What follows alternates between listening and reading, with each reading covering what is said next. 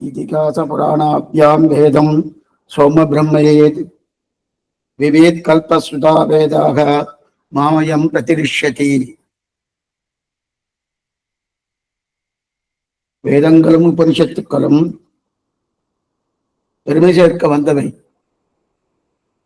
அதற்கு மேலும் பெருமை சேர்ப்பதற்காக இதிகாசங்களாகட்டும் புராணங்களாகட்டும் இவை எத்தனையும் வேதாந்தங்களின் கருத்தை சொல்ல வந்தது.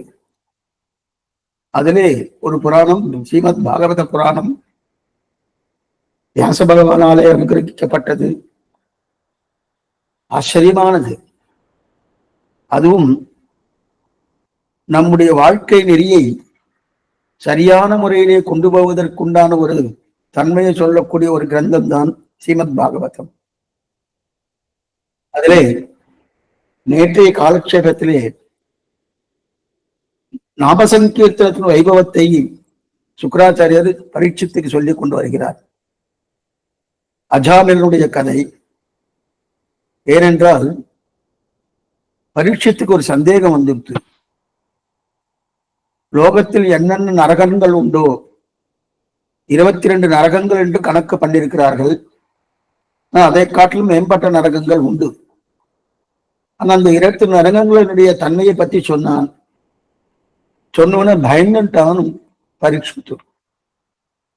ஓ, இத்தனை நரகங்கள் இருக்கா, நான் இத்தனை பாபங்கள் பண்ணியிருக்கேனே, எனக்கு பகவானுடைய திருவடி கிட்டுமா, மோட்சானந்தம் கிட்டுமா என்கிற சந்தேகம் பரீட்சித்துக்கு ஏற்பட, பரீட்சித்து மகாராஜாவே நீ பயப்பட வேண்டாம், உன்னை காட்டிலும் மிகவும் பாபியாக இருக்கக்கூடிய அவனுக்கே பகவத் அனுக்கிரகத்தாலே மோட்சம் கிட்டித்து, அதனால நீ நினைக்கிறா போல இத்தனை பாபங்கள் பண்ணியிருக்கிறேன், எனக்கு அதோ கதிதானே என்று நினைக்க வேண்டாம் அப்படின்னு அஜாமிலனுடைய சரித்திரத்தை தெரிவிக்கிறார்.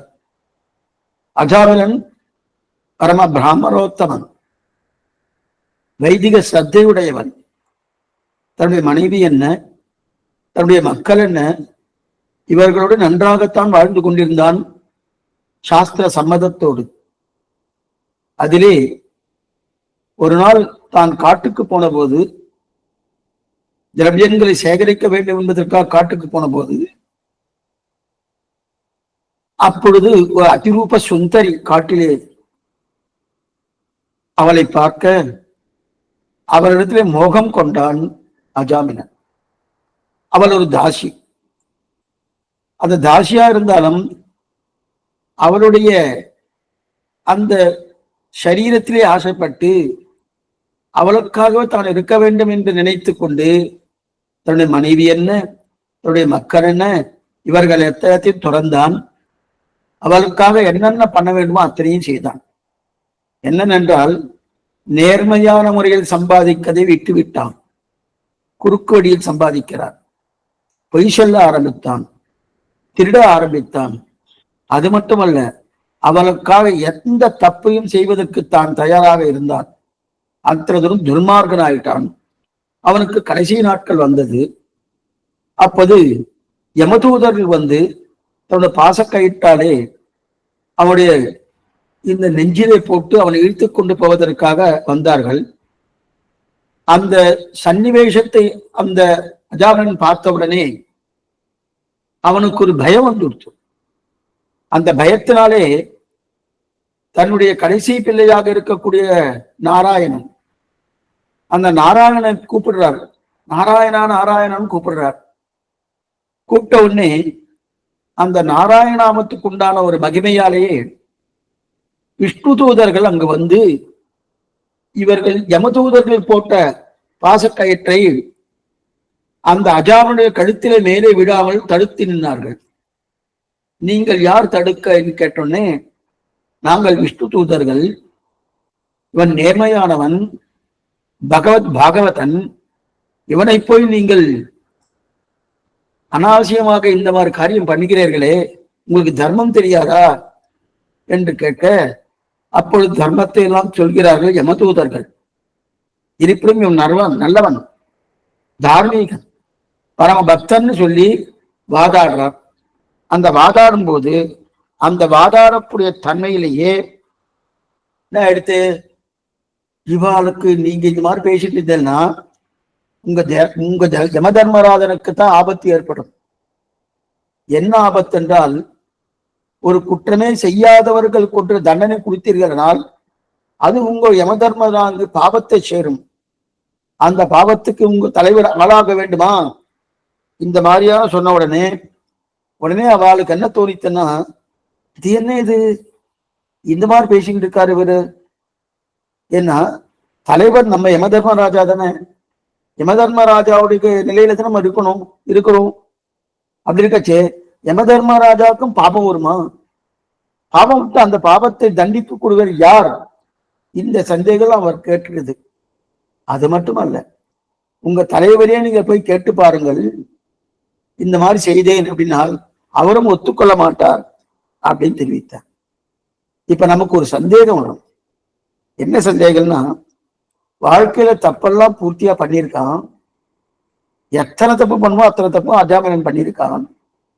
இருந்தாலும் கடைசி காலத்துல நாராயண நாமத்தை சொன்னபடியாலே அவன் நல்லவன், அவன் பரமபக்தன், அவனை விஷ்ணு தூதர்கள் தான் அழைத்துக் கொண்டு போக முடியுமே தவிர யமதூதர்கள் அழைத்துக் கொண்டு போக முடியாது அப்படின்னு தெரிவிக்கிறாங்க. அந்த மாதிரி உண்டா சுவாமி அப்படின்னு நமக்கு ஒரு சந்தேகம் வரும். இந்த நாம சங்கீர்த்தனத்துக்கு உண்டான மகிமையை தெரிவிக்க வந்ததுதான் இந்த அஜாமினுடைய சரித்திரமே. அது பிரதானமா இங்க பாகவதத்தை வியாச பகவான் தெரிவிக்கிறார். அந்த விஷயத்தை சுக்கராச்சாரியார் பரீட்சித்து மகாராஜுக்கு தெரிவிக்கிறார். சரி சுவாமி, நாம சங்கீர்த்தத்துக்கு அத்தனை வைபவமானா பகவான் நாமத்தை எத்தையோ கூப்பிட்டாலும் சரி, சில பேர்ல பரிகாசம் பண்ணுவா பாருங்க. பரிகாசம் பண்ணுவாருனோ, கோவிந்தான்னு ஒருத்தர் பேர் இருக்கும், ஏ கோவிந்தா அப்படின்னு கூப்பிடுறான். அந்த மாதிரி பரிகாசம் பண்ணி கூப்பிட்டாலும் சரி, பகவான் நாமத்தை கேலி பண்றதுக்காக கோவிந்தனாக்கும் அப்படின்னு கேள்விப்பட்டா பாருங்க, கேலி பண்றதாகட்டும். இல்ல சுவாமி கோவிந்தன் மோசம், கோவிந்தன் நல்லவன் இல்லை, அவளை ஏசராளனும் வயிறாளனும் அந்த வெய்யக்கூடிய தன்மையா இருக்கட்டும், எது சொன்னாலும் சரி, அந்த பெருமாளுடைய திருநாமத்தை சொன்னான் இல்லையா, அது பொருள் தெரிஞ்சு சொல்லட்டும், பொருள் தெரியாமல் சொல்லட்டும், இல்ல பொருள் புரியாமல் போகட்டும், ஆனால் அது கொடுக்க வேண்டிய பலத்தை கொடுத்தே தீரும். இதுதான் நேற்றுக்கு கடைசியா நம்ம பார்த்தோம். கொடுக்க வேண்டிய பலத்தை கொடுத்தே தீரும். ஆகையால் இந்த பொருள் தெரிஞ்சுதான் இந்த நாமத்துக்கு இந்த பொருள், அதனால் அந்த நாமத்தை சொல்கிறேன் அவசியம் இல்லை. அவசியம் இல்லைன்னா பொருள் தெரிஞ்சு கொள்ள வேண்டாம்ன்ற அர்த்தம் இல்லை, பின்னாடி சொல்றேன். அப்படி இருக்கச்சது, ஆக ஏதோ ஒரு வரிசையில மனப்பாடம் பண்ணியிருக்கார்.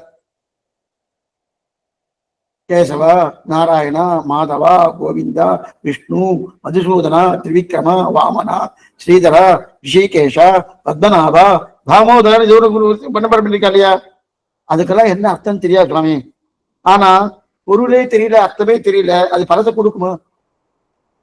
சாமானிய சொல்லுவா இல்லையா, எந்த காரியம் பண்றது இருந்தாலும் அந்த காரியத்துல ஒரு சிரத்தை வைத்துக் கொண்டு அந்த காரியத்தினுடைய பலனை உத்தேசித்து அந்த காரியம் நமக்கு ஆனந்தமா கொடுக்க போறது பலன்ற ஒரு எண்ணத்தோடு பண்ணாதான் அது பலனை கொடுக்குன்னு சொல்றா இல்லையா? நாம சங்கீர்த்தனத்துக்கு அது தேவையில்லை. அதுக்கு ஒரு திருஷ்டாந்தம் சொல்றார். என்ன திருஷ்டாந்தம்? நேற்று இந்த திருஷ்டாந்தத்தையும் பார்த்தோம். எடுத்துக்காட்டு என்னவென்றால், ஒரு தீபம் இருந்துட்டு இருக்கு, குழந்தை போய் அந்த தீபத்தை தொட்டு 2 வயசு குழந்தை உடனே சுட்டு தாயார் கோச்சுட்டார். ஏ தீபமே, நீ இந்த மாதிரி சுடலாமா? எனக்குத்தானே நீ சுடுவேன்னு தெரியும், குழந்தைக்கு தெரியுமா சுடலாமான்னா? அந்த நெருங்கி சொல்றது தீபம். என்னுடைய சுபாவம் யார் தொட்டாலும் சுடுறது அப்படின்னு தெரியணும். அதே போல பகவன் நாமத்துடைய சுபாவம் அது தெரிஞ்சு சொல்லட்டும், தெரியாமல் போகட்டும், ஏரணமாக பேசட்டும், கேலி பண்ணுவதற்காக பேசட்டும், பரிகாசம் பண்றதுக்காக சொல்லட்டும், எது வேணா சொல்லட்டும், ஆனா அந்த நாமம் என்பது அந்த பலத்தை கொடுத்தே தீரும். அந்த நாமம் அந்த படத்தை கொடுத்தே தீரும், கொடுக்காம இருக்காது. சரி சுவாமி, அப்பன்னா நாங்கள்லாம் இனிமே நாமத்தை சொல்றோம். ஒருவேளை பொருள் தெரிய சொல்லி பொருள் யாராவது தெரியும், இந்த நாமத்துக்கு என்ன பொருள் தெரியுமா, நான் சொல்றேன் வாருங்கோ அப்படின்னு கூப்பிட்டா கூட நாங்க போக மாட்டோம். ஏன் சுவாமி போக மாட்டேன்? இப்பதான் நீங்க சொன்னீங்க பொருள் தெரியட்டும் பொருள் தெரியாம போகட்டும், அந்த நாமம் என்பது அதனுடைய பலனை கொடுத்தே தீர்னு சொன்னேனும். இப்ப எதுக்காக நான் அதோடைய அர்த்தத்தை நான் தெரிஞ்சுக்கணும்? தெரிஞ்சுக்க வேண்டிய அவசியமே இல்லையே. அப்ப தெரிஞ்சு கொள்ளாம இருக்க செய்தேயே அதனுடைய பலத்தை கொடுக்கும் போது எதுக்காக தெரிஞ்சுக்கணும்னு சொல்றதுனோ தவறான கருத்து. தெரிஞ்சு கொள்ளாமல் இருக்க செய்தேயே இந்த பலனை கொடுக்கறதுன்னா தெரிஞ்சுண்டா இன்னும் எத்தனை பலனை கொடுக்கும், இதுதான் அதனுடைய தாற்பயம். நாம உடனே என்ன நினைப்போம்னா, அப்பதான் தெரிஞ்சுக்க வேண்டாம் சுவாமி, எல்லாம் பண்ண இப்ப சேவாக்காலாம் பண்றோமோனோ, திருவாய்மை சேவாக்காலம், திருப்பாவை, திருப்பல்லாண்டு, திருப்பள்ளி வெடிச்சு, ராமானுஜன் விட்டு வந்தா எல்லாம் சேவாக்காலாம் பண்றோமோனோ, பண்றவா அத்தனை பேருக்கு அந்த அர்த்தம்லாம் புரியுறது தானே, அர்த்தம்லாம் தெரியுமா? ஆனா சேவை கட்சி ஆனந்தமா இருக்குன்னு அவள நினைக்கிறான். எந்த கோஷ்டி ஆகட்டும், ஸ்ரீ வைஷ்ணவா எல்லாருமே கோஷ்டி சேவை கட்சி ஆனந்தமா இருக்கு சுவாமி, கோஷ்டிக்கு சேவாக்காலம் உண்டானா சொல்லுங்க நான் வரேன் அப்படின்றாலும் அப்படி இருக்கச்சேதே ஆனந்தமா இருக்குன்றதுக்காக அவ சேவிக்கிறாள தவிர இது அர்த்தம் தெரியலையே சுவாமி, எனக்கு பலன் கிடைக்குமா கிடைக்காதான்னு நான் கேட்கிறேன். சொல்லும் இன்பத்துக்காக சொல்றேன். அதே போல நம்ம நாம சங்கீர்த்தம் இருக்கையே, கேசவா, நாராயணா, மாதவா, கோவிந்தா, நாம சங்கீர்த்தனம் சொல்லும் இன்பத்துக்காக சொல்லலாம். ஆனா அதற்காக அத பொருளை தெரிஞ்சுக்கணும்ன்ற அவசியம் இல்லைன்னு அப்படின்னு சொன்னபடியாலே, ஓ புஸ்தகத்தை கொடுத்துருக்கா அது பொருளெல்லாம் படிக்கணும், அதனால இந்த சுவாமி பொருள் தெரிஞ்சுக்கணும்ன்ற அவசியம் இல்லைன்னு சொன்னார், புஸ்தகத்தை கீழே வச்சுட்டேன்னு தயவு செய்து அந்த மாதிரி பண்ண வேண்டாம். பொருள் தெரிஞ்சு கொள்ளாம இருக்க செய்தே இத்தனை பலத்தை கொடுக்கறதுன்னா பொருள் தெரிஞ்சுண்டா எத்தனை அனுபவம். ஒண்ணு வேண்டாம், கேசவன் ஒரு திருநாமம், அந்த திருநாமத்துக்கு பொருள் தெரிஞ்சுன்னு வச்சுக்கேன், கேசவன் என்ன ஈசனுக்கும் பிரம்மாவுக்கும் தான் தலைவன் தெரியாது. ஈசன் என்று சொல்லக்கூடிய சிவபெருமான், பிரம்மா என்று சொல்லக்கூடிய நான்மகன், இவ ரெண்டு பேரும் நியமிக்கக்கூடிய கேசவா, அது ஒரு அர்த்தம். மற்றொரு அர்த்தம் பிரசஸ்த கேசபாசகா, மைவண்ணன் அரும் குஞ்சு குழல் பின்தாட மகரம் சேர்குழ இருபாடு இலங்கியாட ஈவண்ண வெண்சிலையே துணையா இங்கே இருவராய் வந்தார் என் முன்னே நின்றார் கைவண்ணம் தாமரை அப்படின்னு தெரிவிக்கிறாரே திருமங்கியாழ்வார் திருநெடுந்தாண்டகத்திலே. அந்த மைவண்ண நறுங்குஞ்சி, அந்த பிரசஸ்த கேசபாசம் இருக்கணும், அந்த பிரசஸ்த கேசபாசத்தை தெரிவிக்கிறது இது கேசவான். அந்த கேசவன் பேரை சொன்னாலே கிளேசநாசனகா, நம்முடைய கிளேசங்கள்லாம் தொலைகிறது. இதெல்லாம் தெரிஞ்சுட்டே சொன்னேன், அதனால எனக்கு பலனா இல்லை.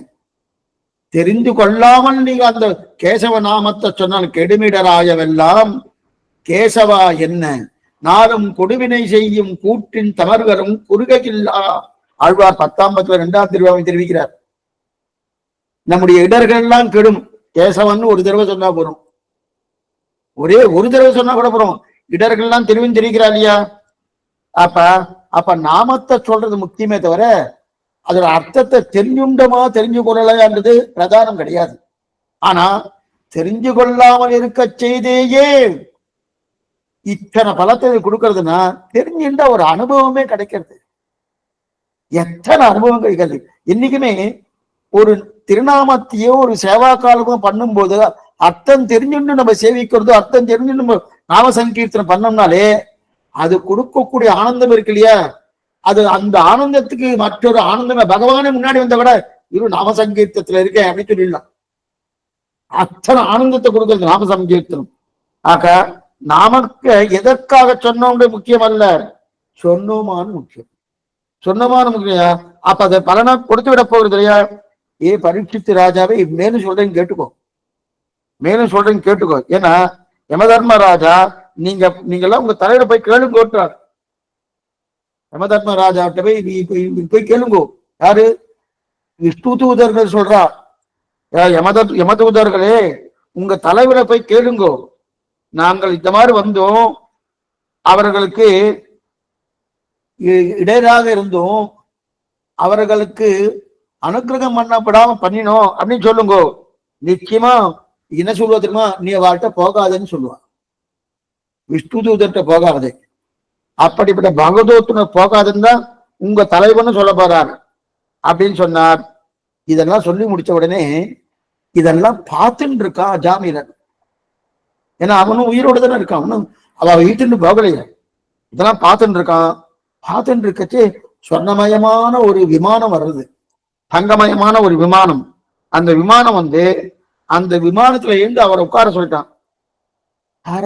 அஜாமிலனை உட்கார வச்சா. இத்தனை நாள் என்ன நடக்கிறதுன்னு பார்த்துட்டு தானோ அஜாமிலன். இவனுக்கு ஒண்ணுமே புரியல.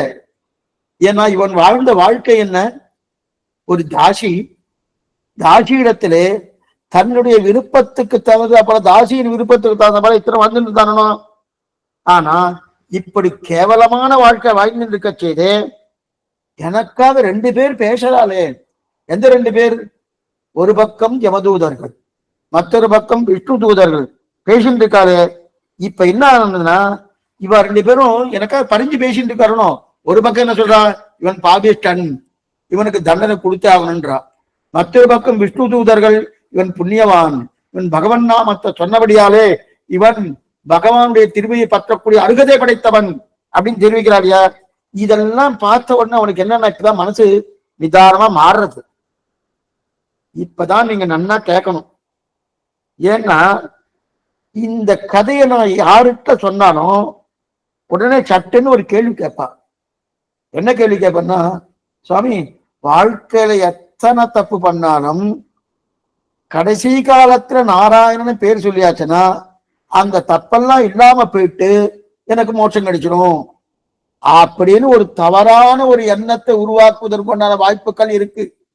இதை நீங்க சரியா புரிஞ்சுக்கணும். அதான் நேற்றுக்கு சொன்னேன், இன்னைக்கு அவசியம் வரணும். ஏன்னா இந்த மாதிரி நேற்றுக்கு சொன்னது அவனுக்கு விஷ்ணு தூதர்கள் வந்து அவரோட சண்டை போட்டு இருக்கா, அவரோட வாக்குவாதம் பண்ணிட்டு இருக்கான்னு சொன்னேனோ. ஆனா வாழ்க்கை பூர்த்தி அவன் தப்புதானே பண்ணிட்டு இருக்கான், தப்புதானே பண்ணியிருக்கான். அப்படி இருக்க செய்து இப்ப அவனுக்கு எப்படி சுவாமிக்கிறது அப்படின்னு இல்லையா. ஆக மொத்தத்துல நம்ம என்ன நினைப்போம், ஆக மொத்தத்துல பண்ணுகிற தப்பெல்லாம் பண்ணிட்டு என்ன சொல்லணும், நாராயணான்னு சொன்னா போதும் சுவாமி அப்படின்னு நினைக்கிறவனோ. அது இல்லை. அவனுக்கு நாராயணா அப்படின்னு சொன்னபடியால அவனுக்கு மோட்சானந்தம் கிட்டுத்தானா, அது கிடையாது. அந்த நாராயணன் கூப்பிட்டு காணணும். கூப்பிட்டது கூட நாராயணன் பேரை கூப்பிடணுன்ற அபிப்பிராயத்துல கூப்பிடல, தன்னுடைய கடைசி பிள்ளைய பேரணும் பிள்ளைய கூப்பிடணுன்றதுக்கு தான் கூப்பிட்டுருக்கான். அந்த மாதிரி கூப்பிட்டாலே இத்தனை பலன் கிடைக்கிறது சுவாமி இன்னும் தோன்றதுனோ. அப்ப நான் வாழ்க்கையில எவ்வளவு வேணா தப்பு பண்ணலாம் போட்டிருக்கேன்.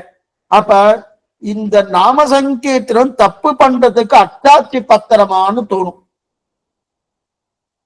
நாம சங்கீர்த்தனம் தப்பு பண்றதுக்கு அட்டாட்சி பத்திரமானு தோணும். அப்படி இல்லை இங்க, அப்படி இல்லை. இங்க அர்த்தம் என்ன தெரியுமா, யமதூதர்கள் வந்தா, விஷ்ணு தூதர்கள் வந்தா, அந்த 2 பேருக்கு நன்னா ஒன்னுப்பா கேளுங்கோ. இத கேட்டா தான் இந்த விஷயத்துக்கு சமாதானமே கிட்டும். நம்ம சாமானியமா என்ன எடுத்துப்போம்னா, தப்பெல்லாம் பண்ணா விட பரவாயில்ல சுவாமி, நாராயணன் கடைசி காலத்துல சொல்லியாச்சுன்னா எனக்கு நன்மை கிடையாது, அப்படி அர்த்தம் இல்லை. ஆனா நீங்க சொன்னது அப்படித்தானே சுவாமி இருக்குன்னா, அங்க நடுவுல என்னென்னலாம் நடந்திருக்குன்னு பார்க்கணும். நடுவுல என்னென்னலாம் நடந்திருக்குன்னு அதுதான் இப்ப நீங்க சொல்ல பாரு. இப்ப நாராயணன் கூப்பிட்டு அண்ணனும் தன் பிள்ளையதான் கூப்பிட்டுருக்கான். கூப்பிட்ட உடனே அந்த நாராயண சப்தத்துக்கு என்ன ஆயிடுச்சு, உடனே விஷ்ணு தூதர்கள் வந்துட்டார். அதற்கு முன்னாடியே யாரு யமதூதர்கள் வந்துட்டார். இவ 2 பேரும் உள்ள வந்து வச்சுட்டா இல்லையா. 2 பேரும் யார் தெரியுமா, சாதுக்கள்னு பேர். 2 பேரும் சாது அப்படின்னா 2 பேரும் பக்தர்கள். யமதூதர்கள் பக்தர்களா சுவாமின்னு நமக்கு சந்தேகம். பக்தர்களே. யம தர்மராஜான்னு சொன்னா நம்ம ஒரு தவறான ஒரு கணக்கு கொள்றோம். என்னன்னா அவர் மோசமானவர், நல்லவர் கிடையாது அப்படின்னு சொல்றோமோ. தர்மராஜா அவர் தர்மத்தை ஸ்தாபிக்கிறவர்.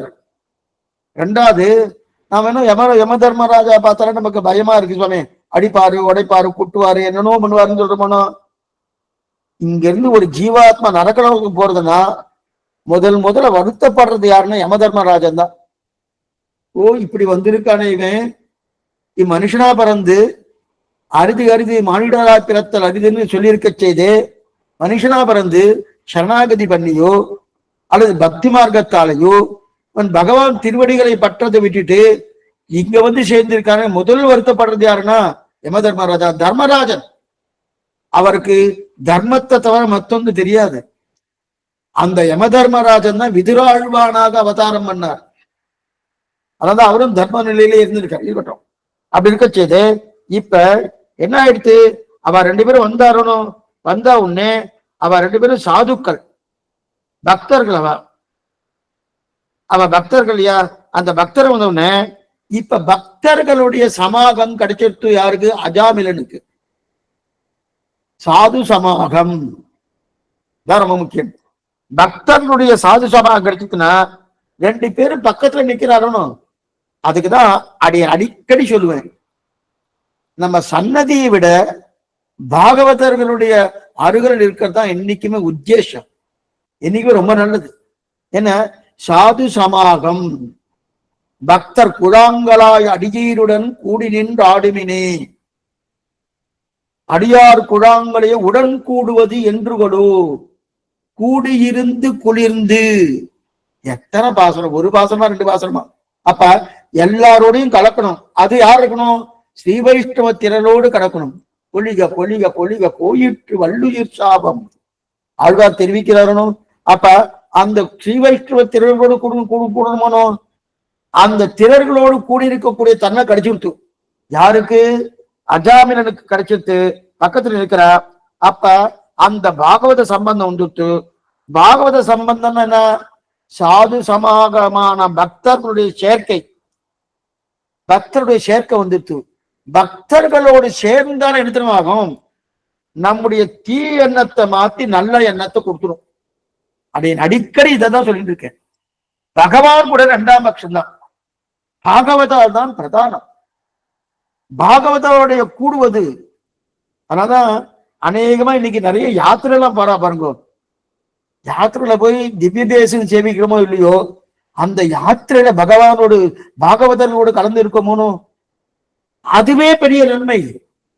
போவான் போகின்றானை போகாமல் காத்து உன்னை கூவான் வந்து நின்றோம்.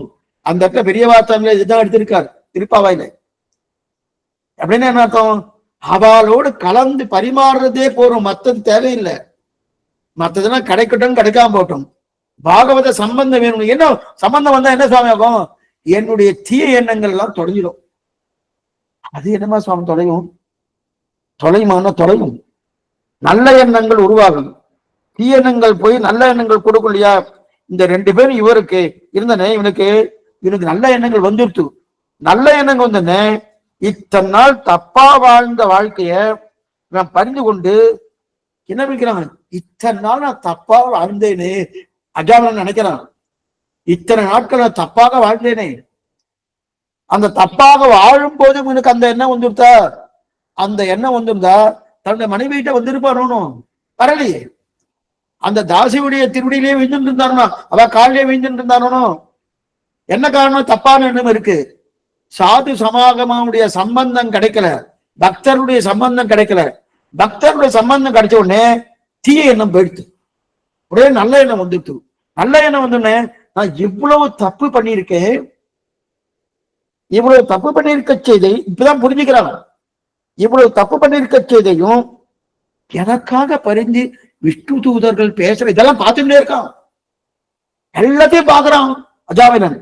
எனக்காக பரிஞ்சு விஷ்ணு பேசுறாளே, நான் மட்டும் நன்னா வாழ்ந்திருந்தேன்னா இந்த பேச்சே தேவையில்லையே. அப்ப நான் மோட்சம் போயிருப்பேனே. இப்ப யமதூதர்கள் வர வேண்டிய அவசியமே இல்லையே. நன்னா வாழலையே. நான் நன்னா வாழ்ந்திருந்தா நன்னா இருந்திருப்பேனும். இப்ப நன்னா இல்லையே. ஏன் நன்னா இல்ல? துட்ட சாவகாசம், துட்டமான ஒரு நிலை, இதெல்லாம் எனக்கு இருந்தது. இப்ப சாது சமாகம் கிடைச்சிருத்து, பக்தருடைய சேர்க்கை கிடைச்சிட்டு. கிடைச்ச உடனே இவனுக்கு தீய எண்ணங்களா போய் நல்ல எண்ணம் வந்துட்டு. இப்ப இது என்ன பண்றது? நான் இத்தனை நாள் நல்லவனா இருந்திருந்தேன்னா மோட்சம் போயிருப்பேனே. இப்பதான் அவன் மனசுல படுறது. இதெல்லாம் யார் மனசுல? இவன் என்ன பிராமணன். இயற்கையாகவே பிராமணனுக்கு அவனுக்கு சத்துவகுணம் அவனுடைய சரீரத்துல உண்டு, அதிகமா இருக்கும். பிராமண சரீரம்னு சொன்னாலே சத்துவகுணம் அதிகமா இருக்கக்கூடிய சரீரம்னு அர்த்தம். அந்த சத்துவகுணத்தை மீறிட்டு கொண்டு அவன் தாசிகிட்ட போயிருக்கான், இருக்கட்டும். அப்படி இருக்க செய்து இப்ப மனசுல படுறது என்னன்னு படுறது, நான் இவ்வளவு தீயவனா இருந்தனே, நல்லவனா இருந்தா நல்லா இருந்து போயிடணும். அப்ப நல்லவனா இருந்தேன்னா இந்த தப்ப நான் பண்ணி இருக்கவே மாட்டேனே நினைக்கிறான். பண்ணி இருக்கவே மாட்டேனே, பண்ணி இருக்க வேண்டாமே. இப்பதான் உணர்றான், ஒவ்வொன்றும் உணர்றான். உணர்ந்த உடனே ஓ நான் தப்பு பண்ணிட்டேன், தப்பு பண்ணிட்டேன், தப்பு பண்ணிட்டேன். என்ன தப்பு பண்ணேன்?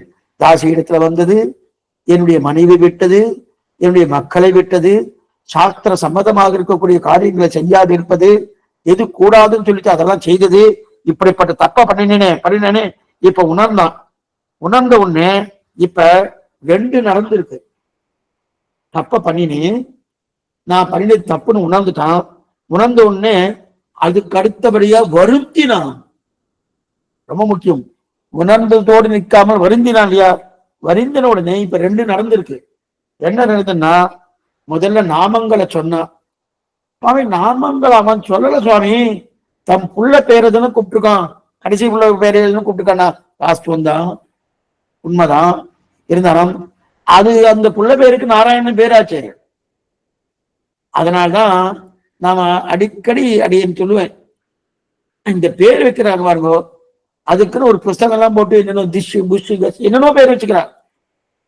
பகவானுடைய திருநாமத்தையும் பாகவதாவுடைய திருநாமத்தையும், அதே பெண்களா இருந்தா தாயாருடைய திருநாமத்தையும் ஆண்டாவுடைய திருநாமத்தையும் வச்சாச்சுன்னா நம்ம ஒவ்வொரு தடவை கூப்பிடும் போது நமக்கு புண்ணியம் ஏறுறது, நமக்கு நன்மை கிடைக்கிறது.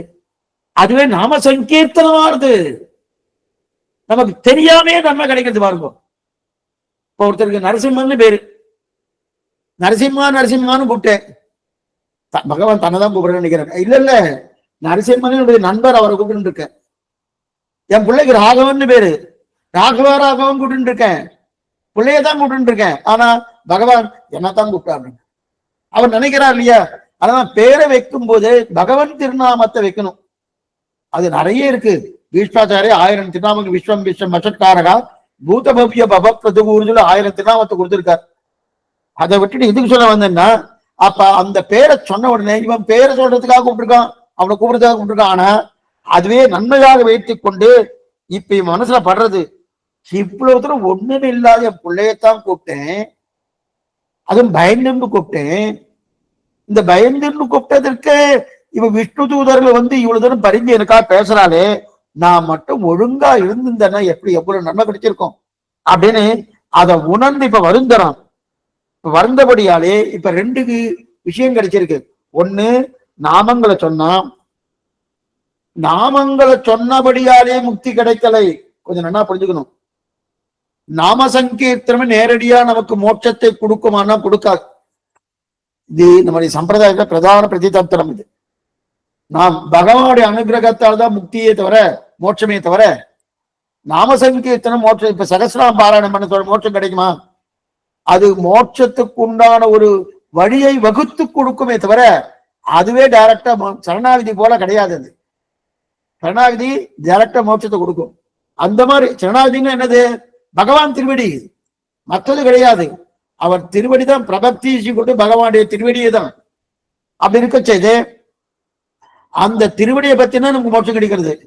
நாம சங்கீர்த்தனம் டைரக்டா மோட்சம் கொடுக்குமானா கொடுக்காது. அப்ப இங்க நாம சங்கீர்த்தனம் மோட்சம் சொன்னால சுவாமின்னா, இப்ப நாம சங்கீர்த்தனம் பண்ணபடியாலே இவருக்கு என்ன கிடைச்சது?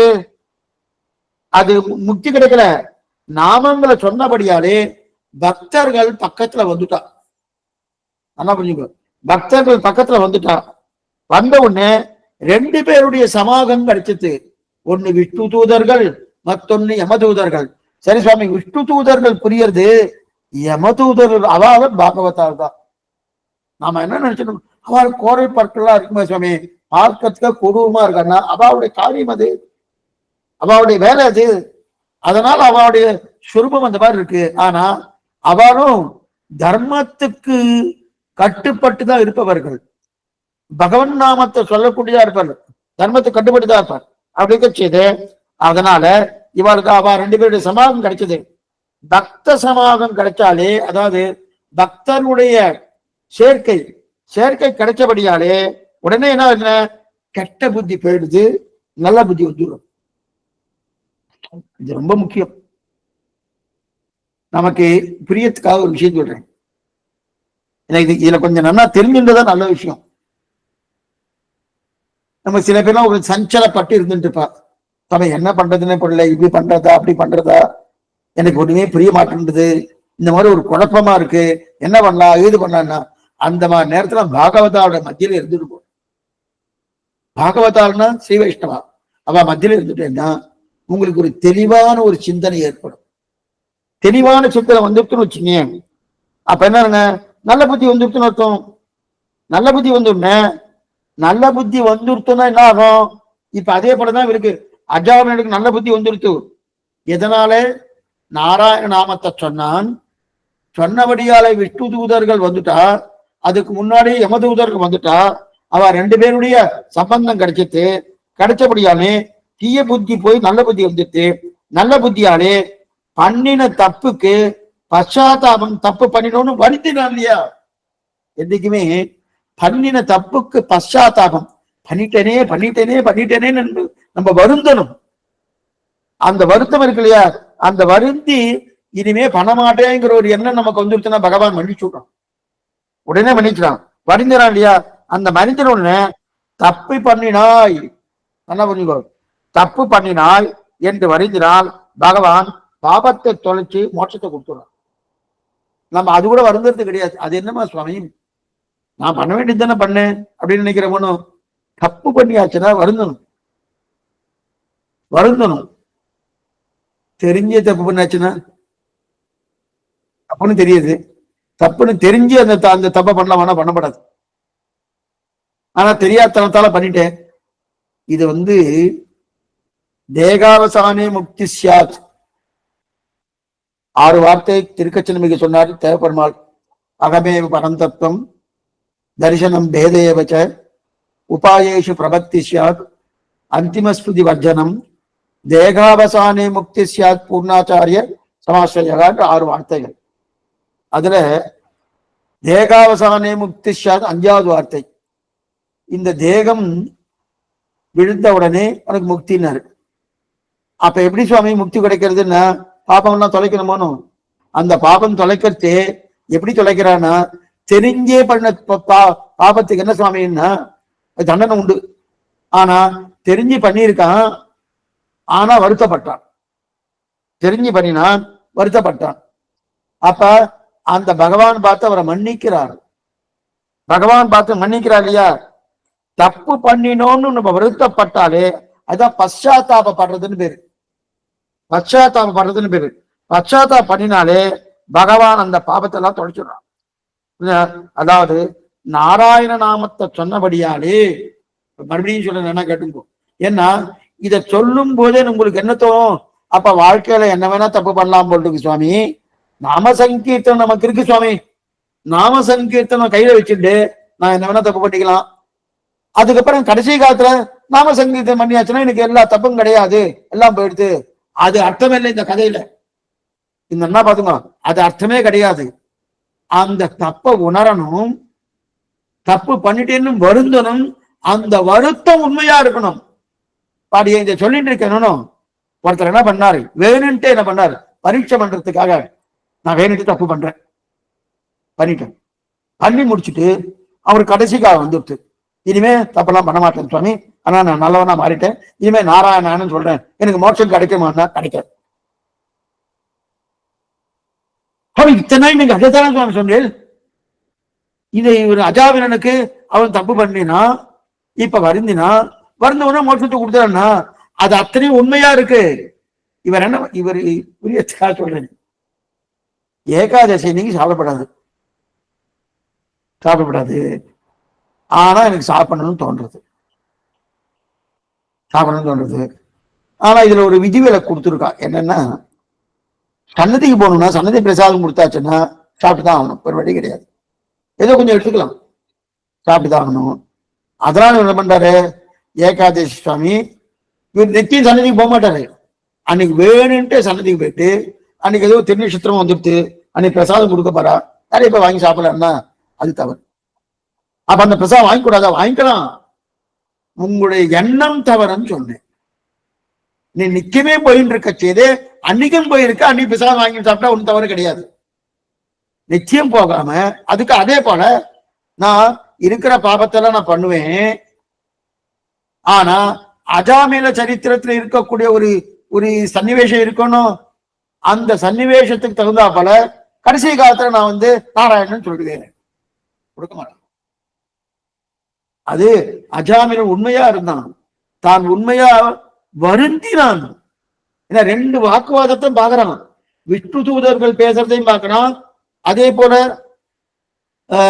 யமதூதர்கள் பேசுறதை பார்க்கறான். ரெண்டு பேரும் வாக்குவாதம் பேசிட்டு இருக்கச்சே, எனக்காக தானே இவ்வளவு தூரம் பறிஞ்சு பேசுறா, இப்படி இருந்தேனே நானு, இப்படி இருந்துட்டேனே வருத்தப்படுறான். இப்படி இருந்துட்டேனே, நான் இப்படி இல்லாம ஒழுங்கா இருந்திருந்தேன்னா இந்த பிரச்சனையே இருந்திருக்காதே உணர்றான். அதுக்காக வருந்தணும்.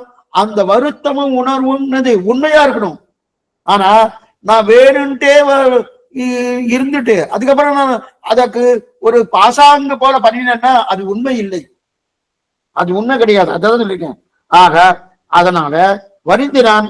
வரிந்த உடனே மொத்த பாவம் போயிடுச்சு. வரிந்த உடனே என்ன பண்றான்னா மொத்த பாபத்தையும் தொலைக்கிறான் பகவான். தொலைச்ச உடனே போயிடுச்சு.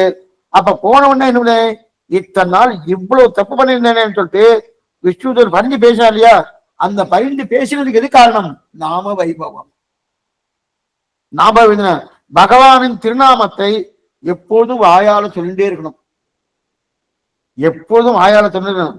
நம்மையும் காப்பாற்றி கொடுக்கும், அதே சமயத்தில் சொல்றதுக்கு ஒரு இனிமை உண்டு. நாம சங்கீர்த்தனம் சொல்ல சொல்ல சொல்ல என்ன ஆகுன்னா இனிமையா இருக்கும்.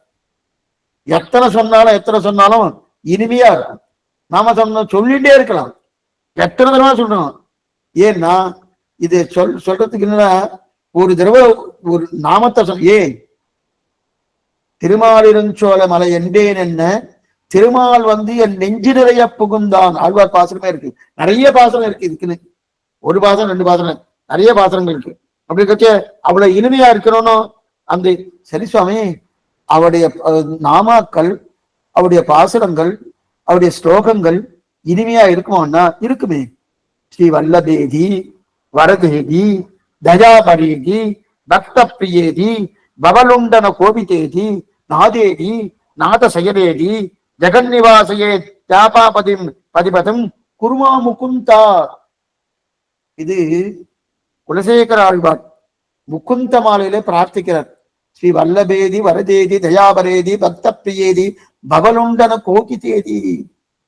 திருக்கையா எப்போதும் பகவன் நாமத்தை சொல்லலாம். இதுல என்ன ஒரு விஷயம்னா, இந்த பகவன் நாமத்தை சொல்ல சொல்ல நம்மையும் காப்பாற்றி கொடுக்கும். இப்ப பதில் என்ன, யம தர்மராஜன் காப்பாத்தி கொடுத்துட்டு அஜாபேலன அது காப்பாத்தி கொடுத்தது எது? ஒண்ணுமே இல்லை. அதன் புள்ள பேரை சொன்னான், நாராயண நாராயணன் கூப்பிட்டுருக்கான், காப்பாத்தி இருக்கணும்.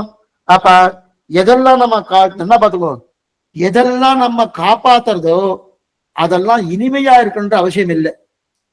எதெல்லாம் இனிமையா இருக்கோ அதெல்லாம் நம்மளை காப்பாத்துன்ற அவசியமே இல்லை. ஆனா பகவன் நாமம் இனிமையாவும் இருக்கு, நம்மை ரட்சித்தும் கொடுக்கிறது. ரெண்டு காரியம் பண்றது பகவன் நாமம். இனிமையாவும் இருக்கு, நம்மை ரட்சித்தும் கொடுக்கிறது. அப்படியா சுவாமி? ஆமா. ஏன் இனிமையா இருக்கு அப்படின்னா, சொல்ல எத்தனை இருக்கிறது, எத்தனை சொன்னாலும் அப்படியே என் நாவினில் புகுந்து நல்லின் கவின்னு நாக்குல அப்படியே பகவான் நாமத்தை சொல்லிட்டே சொல்லிட்டு அமிர்தம் உருது. அன்னிக்கும் அமுதூரும் என்னாவுக்கேன்னு தெரிவித்தார் மதுரகவி ஆழ்வார். இது ஆச்சாரின் திருநாமம். ஆச்சாரின் திருநாமத்தை சொல்ல சொல்ல ஊடுறதான் அமிர்தம் உறுதுன்றார். அதே போல பகவன் நாமத்தை சொல்ல சொல்லி அமிர்தம் உறுதணும். சரி சுவாமி, இனிமையா இருக்குமா? இனிமையா இருக்கிறதெல்லாம் காப்பாற்றக்கூடிய தன்மை இல்லையா? ஆமா. என்ன சக்கர பொங்கல், அதுவும் திருவல்லிக்கேணி சக்கர பொங்கல்னா கேட்க வேண்டாம். அது லோகத்துல ரொம்ப பிரசித்தம். திருவல்லிக்கேணி சக்கர பொங்கல் அவ்வளவு ஆனந்தமா இருக்கும், சாப்பிட்டுட்டே இருக்கலாம்.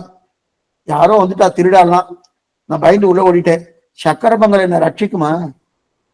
அது ஒண்ணு ரட்சிக்காது. சக்கர பொங்கல் ஒண்ணு ரட்சிக்கவே அது அஜித்தது, அது ரட்சிக்க போறதே கிடையாது. ஆனா சாப்பிடறதுக்கு இனிமையா இருக்கு, அது ரட்சிக்க போறது இல்லை. அதே போல நான் நல்லா எனக்கு பயம் ஆயிடுச்சு.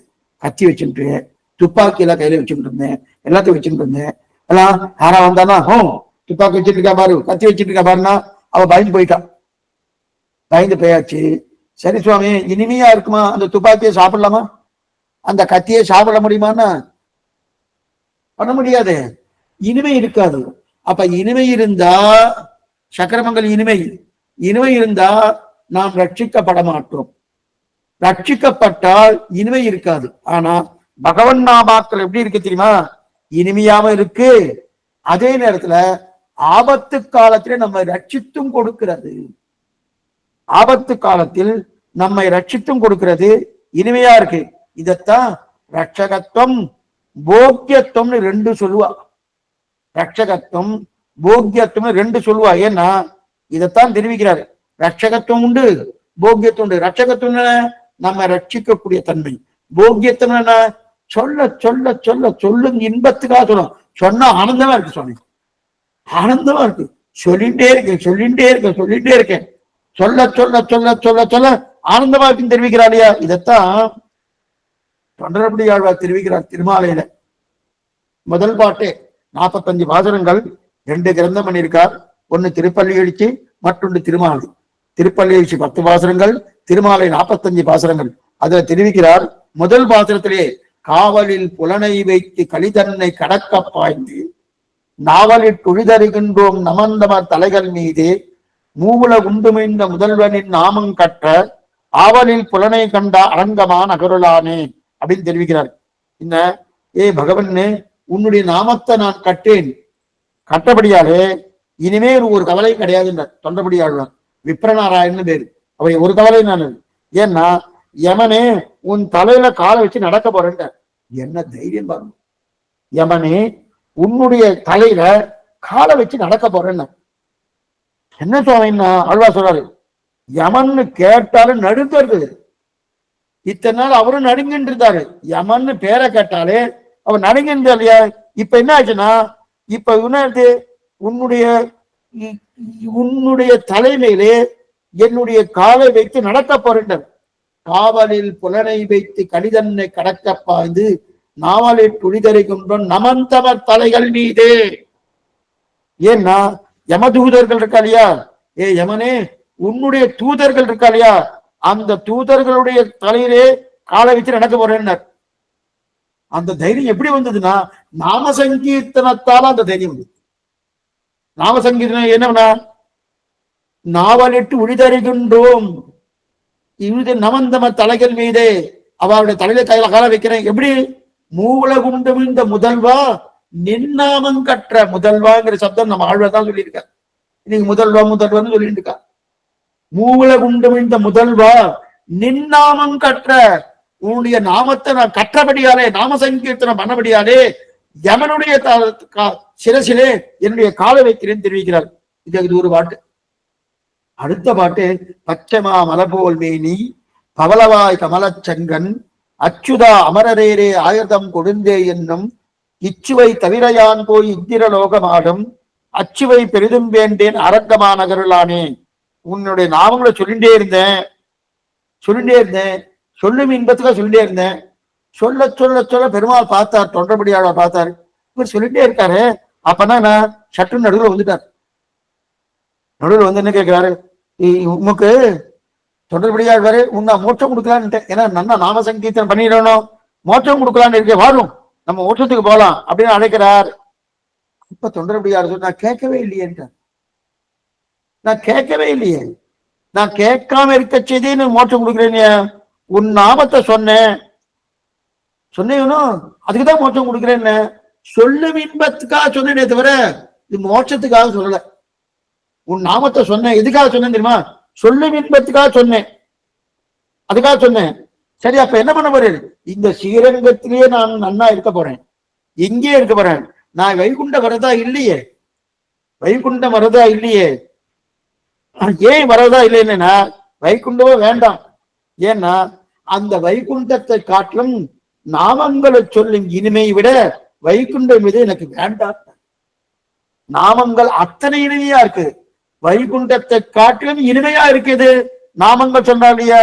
அப்ப தொண்டர்படியாழ்வரே ஸ்ரீ வைகுண்டத்தையே மறுத்து இந்த பூலோகத்திலே இருக்குன்னு சொன்னார்னா, நாம சங்கீர்த்தனுக்கு எத்தனை பெருமை எத்தனை பெருமை அப்படின்னு தெரிவிக்கிறாரு. இதைத்தான் நம்மாழ்வார் தெரிவிக்கிற. ஒரு தடவை சொன்னா போறோம். கெடுமிடர் ஆயவெல்லாம் கேசவா என்ன நாளும் குடுவினை செய்யும் கூட்டின் தவறுகளும் குறுகையெல்லாம். கூட்டின் தவறுகளான யமர்களின் சிஷ்யர்கள், யமர்களின் சிஷ்யர்கள் யமபடர்கள், யமதூதர்கள் கிட்டக்கவே வரமாட்டார். கேசவான்னு ஒரு தடவை சொன்னா போறோம். ஒரு தடவை சொன்னா போறோம், கிட்டக்க வரமாட்டார். ஒரு தடவை கேசவான்னு சொல்லு, நீ பிறவி முழுவதும் பண்ணின பாவம் அத்தனையும் தொலைகின்ற. கெடுமிடர் ஆயவெல்லாம் கேசவா என்ன, ஒரே ஒரு தடவை சொல்லு கேசவான்னு. நீ பிறவி முழுவதும் எத்தனை பாவம் பண்ணிருப்ப, எத்தனையோ பாவங்கள் பண்ணியிருக்கேனோ அது அத்தனையும் தொலைகின்ற. என்னமா சுவாமி அந்த மாதிரி போகுமா? ஒரு தடவை சொன்னா எல்லா பாகமும் போகுமான்னா போகும். எப்படி போகும் சுவாமி? இது ஒரு திட்டாங்க நம்முடைய பூர்வாச்சாரியர் தெரிவிக்கிறார். ஒரு பெரிய குகை, அந்த குகைக்குள்ள 1000 வருஷமா இருட்டு, அவ்வளவு குகை இருட்டா இருக்கு. ஒருத்தர் என்ன பண்ணார், அவர் என்ன பண்ணார், நல்ல புத்தி அவருக்கு. என்ன பண்ணார், இது இருட்டா இருக்கு, விளக்கேற்றி வச்சு என்ன பண்ணலாம், இருட்டை ஓட்டுவோம் அப்படின்னு சொல்லிட்டு நேரா விளக்கேற்றினார். விளக்கேற்றினவனே உடனே அங்க இருக்கு ஓடி போடணும், இருக்கப்படாதனும். விளக்கேற்றினா இருட்டு இருக்குமா? சூரியன் உதித்தால் இரவு போகிறது இல்லையா, பகல் வந்துடுறது இல்லையா, அதே போல விளக்கேற்றினா இருட்டு போயிடணுமோனோ. ஆனா இருட்டு என்ன பண்ணிட்டு எழுந்து நின்று கேட்கறது. என்ன கேட்கறதுன்னா, நான் 100 வருஷமா அங்க இருட்டா இருந்துட்டு இருக்கேன், ஏன் விளக்கு நீ ஒரு 10 வருஷமா அது இங்க இருந்தாதான் நான் போவேன் அப்படின்னு சொல்லுமா? அதெல்லாம் சொல்லவே சொல்லாது. என்ன ஆகும், விளக்கு அங்க உள்ள போயிடுச்சுனாலே இருட்டு அந்த கிணவே போயிடுமோ. அதே போலதான் நானு எத்தனை பிறவியாக பாபம் பண்ணி இருந்தாலும் ஒரு தடவை சொன்னா போறோம். கெடுமிடர் ஆஜவெல்லாம் கேசவா என்ன. அப்பன்னா என்ன அர்த்தம், இங்க விளக்கேத்தினா அடுத்த நிமிஷமே இருட்டு ஓடி போறதுனும். நாம் எத்தனை பிறவி பாவம் பண்ணினோம் என்ற முக்கியம் அல்ல, ஒரு நிமிஷம் விளக்கேத்தினா போல கேசவான்னு சொன்னோமா, கேசவான்னு ஒரு தடவை சொன்னாமா, அப்ப என்னாகும், தன்னிடையே விளக்கேற்றுவது எப்படி இருட்டு தொலைகிறாரோ அதே போல விளக்கேற்றுமா போல கேசவனுடைய திருநாமத்தை சொன்ன உடனே அத்தனை பாவங்களும் விலகுகிறது. நாமசங்கீர்த்தனத்துக்கு அத்தனை வைபவம் தெரிவிக்கிறார். நாமசங்கீர்த்தனம் அத்தனை வைபவம். இதத்தான் ஆழ்வார் ஒரு 3ஆம் பத்தில் தெரிவிக்கிறார். மொய்மாம்பூம் பொழில் பொய்கை முதலை சிறைப்பட்டு நின்ற கைபாவு கருள் செய்த கார்முகில் போல் வண்ணன் கண்ணன் எம்மானை சொல்லிப்பாடி எழுந்தும் பறந்தும் துள்ளாதார் தம்மால் கருமமன் சொல்லி தன்கடல் வட்டச் சொல்லீரே. அதுல ஒரு பாசத்துல தெரிவிக்கிறார். கும்பிடி நட்டமிட்டாடி கோகுகண்டன் உடலாதார் தம்பிறப்பால் பயனன்னே சாது சனங்களிடையே. ஆழ்வார் பாசுரத்துல எப்படி நாம சங்கீர்த்தனம் பண்ணணும்னு தெரிவிக்கிறார். எப்படின்னா, ஏ கிருஷ்ண, ஏ யாதவ, ஏ கோவிந்த அப்படின்னு சொல்லு கொடு. கும்பிடி நட்டமிட்டாடி கோகு கண்டும் உடலாதார் தலையோடு ஆதனம் தட்ட தடுக்குட்டமாய் பரவாதார். பஜனைகள்லாம் பண்றா பாருங்கோ. இந்த பஜனை பண்றா இல்லையா, அவளெல்லாம் பார்த்தா சில பேர் ஒரு மாதிரியான நிலையோடு பார்க்கிறான். ரொம்ப தவறான கருத்து. என்ன பக்தி தெரியுமா அவளுக்கு? என்னமா அந்த வீணை தம்புரா வச்சுக்கொண்டு என்னமா ஆடுறா, தாளம் போட்டு என்னமா ஆடிட்டு இருக்கா தெரியுமா? கும்பிடி நட்டமிட்டாடி கோகு கண்டும் உடலாதார். அது மட்டும் இல்ல, தலையோடு ஆதனம் தட்ட, தலை கீழே இருக்கணுமா, கால் மேல போகணுமா, இந்த மாதிரி ஆடணுமா. தலையோடு ஆதனம் தட்ட தலுகுட்டமாய் பரவாதார். தலை வந்து கால விடணும், கீழே வந்துக்கணும். அந்த மாதிரி குட்டி கண்ணம் போட்டுண்டு கையில ஜால்ரா வச்சுட்டு இருக்கணும். ஜால்ரா வச்சுட்டு நன்னா ஆடு பாடு. பஜனைக்காரெல்லாம் பாடுறாரணும். எத்தனை கீர்த்தனைகள், என்னென்ன கீர்த்தனையோ, தெலுங்கு கீர்த்தனை, தமிழ் கீர்த்தனை எத்தனையோ உண்டு. அந்தந்த கீர்த்தனையோட அவ பாடிட்டு இருக்காரனோ. அந்த மாதிரி பாடுன்னா நாம் உடனே ஆழ்வார் சொல்றார். இந்த மொய்மாம்பூம் பொழில் பொய்கை பாட்டு இருக்கே, பஜனைக்காரர்களுக்குன்னு அந்த பாட்டு. யாராவது ஏதாவது தவறா பேசினா எங்களை பத்தி ஆழ்வாரே சொல்லியிருக்காரு, தைரியமா பேசலாம், எந்த தவறும் கிடையாது. நமக்கு நாம சங்கீர்த்தனம் முக்கியமா தவிர அவ என்ன ஜாதியில பிறந்தா, அவ எப்படி வந்திருக்கா அதை பார்க்க வேண்டிய அவசியம் இல்லை. அப்படி பார்த்தானா நரகத்துக்கு போறா வரலாம். ஏன்னா நிறைய பேர் இந்த மாதிரி ஒரு தவறான கருத்தை பிரச்சாரம் பண்ணிட்டு இருக்கா. பஜனக்காரா சுவாமி வரலாம் அப்படின்னு ஒரு தாழ்ந்த குலத்துல பேசலாம் பாருங்க. தவறான கருத்துக்கள் இருக்கட்டும், அதுக்கு மேல இது பேசுவேன். இது சொல்ல வந்தேன்னா, கும்பிடி நட்டமிட்டாடி கோகு கண்டன் உடலாதார் தலையோடு ஆதனம் கேட்டார். உடனே நன்ன தலை வந்து மேல போகணும், மேல வந்து கீழே வரணுமா. இந்த மாதிரி ஜால்ரா வச்சுன்னு நன்ன ஆடு பாடுன்னார். நாம் உடனே ஆழ்வாரை பார்த்து கேட்டோம், ஆழ்வேர் நீர் என்ன பேசுகிறீர்? நீர் இருக்கிறது கிராமத்துல, ஆழ்வார் திருநூறு கோடியில இருக்கு, நீர் இருக்கிறது கிராமத்துல. அதனால அங்க வந்து நீ ஆடினே பாடினே இதெல்லாம் பண்ணனா யாரும் கேலி பண்ண மாட்டார். கேலி பண்ண மாட்டாரோன்னா, நாங்கெல்லாம் மகாநகரத்துல இருந்துட்டு இருக்கோம். எப்படிப்பட்ட சிட்டி, அந்த சிட்டில இருந்துட்டு இருக்கோம். எங்களை நாங்க பாட்டு அப்படியே கையில ஜாகரா கட்டிண்டு அப்படியே ஆடினு ஆடினு இருந்தா அவெல்லாம் கேலி பண்ண மாட்டாளா? கேலி பண்ண மாட்டாளா அப்படின்னு நம்ம ஆழ்வார்ட்ட கேட்டோம். ஆழ்வார் நம்ம கிட்டக்க கூப்பிட்டார். கிட்டக்க வாங்கணும், கிட்டக்க வாங்கணும் கூப்பிட்டார். காதை கொடுங்க, உங்களுக்கு காதல ஒரு விஷயம் சொல்றேன். என்ன காதோடு கட்டு, அவெல்லாம் கேலி பண்ணட்டும். கேலி பண்ணுவா இல்லையா? கேலி பண்ணட்டும். ஆனா நீ ஒண்ணு செய், அவ கேலி பண்ணும்போது கைத்தட்டு வரணும். இப்படி ஆடுறானு இப்படி ஆடுறானு கைத்தட்டு வரணும். அந்த கைத்தட்டலே என்ன பண்ணிச்சு, நீ தாளமா வச்சுக்கொண்ட. அந்த கைத்தட்டலே நீ தாளமாக வைத்துக் கொண்டு ஆடு. உனக்கு தாளம் வேணுமானா, ஏன்னா நீ ஆடிட்டு இருக்க, தாளம் போடுறதுக்கு யாருமே இல்லை. உனக்கு தாளம் போடுறதுக்கு அவன் கை தட்டின்னு இருக்கான்னு நினைச்சுக்கோ. நீ நல்லா ஆடு. ஆடின்னு வச்சுக்க, அது மாதிரி ஆடிண்டே இருக்கு. ஆடிண்டே இருக்கச்சது நீ ஆடுறதுக்கு போய் வேணும் வேணும் பண்ணுங்க, கை தட்டிண்டே இருப்பான் கேலி பண்றதுக்கு. ஆனா அவன் கை தட்டுறது கேலி பண்றதுக்காக. ஆனா நீ ஆடுதுன்னா அந்த கை தட்டதே தாளமா வைத்துக்கொண்டு ஆகணும். இப்ப நமக்கு அபிப்பிராயம் அவன் கை தட்டான்னு பேரு. ஆனா கேலி பண்ணும் தட்டலையே நீ நிதானமா கொள். இந்த மாதிரி 4 நாள் அவன் கைத்தட்ட 4 நாள் நீயும் ஆடிண்டே இரு, அவன் கை தட்டிண்டே இருக்கட்டும். 5ஆம் நாள் அவன் உன்னோடு வந்து ஆடலன்னா என்ன வந்து கேளுங்க. 5ஆம் நாள் அவன் உன்னோடு வந்து ஆடலன்னா என்ன வந்து கேளுன்னு தெரிவிக்கிறார்கள். ஏன்னா அந்த அளவுக்கு இந்த நாம சங்கீர்த்தனத்துக்கு வைபவம். தன்னாடி பஜனையிலேயே நிறைய பேர் சில பேர்லாம் பஜனை பாடிண்டே இருப்பா, இவ சும்மா பார்த்துட்டு இருப்பா. யாரோ ஒருத்தர் சும்மா வந்து பார்த்துட்டு இருப்பார். அவர் இந்த மாதிரி ரெண்டு கீர்த்தனம் எல்லாம் பார்த்துட்டு இருந்துட்டு 3ஆவது கீர்த்தனம் வரைச்சே இவர் பார்க்க வந்தவர் இவர் ஆனந்திச்சுவார். என்ன சுவாமின்னா, என்ன ஆனந்தமா இருக்கு, சங்கீர்த்தனம் என்னென்ன இருக்கு, நாம சங்கீர்த்தனம் என்னமா பேசிட்டு இருக்கா. அவ சொல்லக்கூடிய ஒவ்வொரு பாட்டும் பஜனை பாட்டும் எப்படி இருந்துருக்கு. இவ ஆடுறாலும் எதுல ஆடுறான்னா அதே போலதான் இங்கேயும் அவன் கேலி பண்றதுக்காக கை தட்டினா இவர் ஆடின்னு இருக்கார். 4 நாள் ஆச்சு, 5 நாள் ஆச்சு, அந்த அவனே ஆட ஆரம்பிச்சுட்டாங்க. 2வது நாம நாம சங்கீர்த்தனம் பண்ற போனோம். நாம சங்கீர்த்தனம் பண்றச்சு நம்ம யார் பேரை சொல்றோம்? பகவானுடைய திருநாமத்தை சொல்றோம். விராட்டுடைய திருநாமம், பகவானுடைய திருநாமத்தை சொல்றோம். பகவான் யாரு? நமக்கு தாயார் தந்தையார் தானே.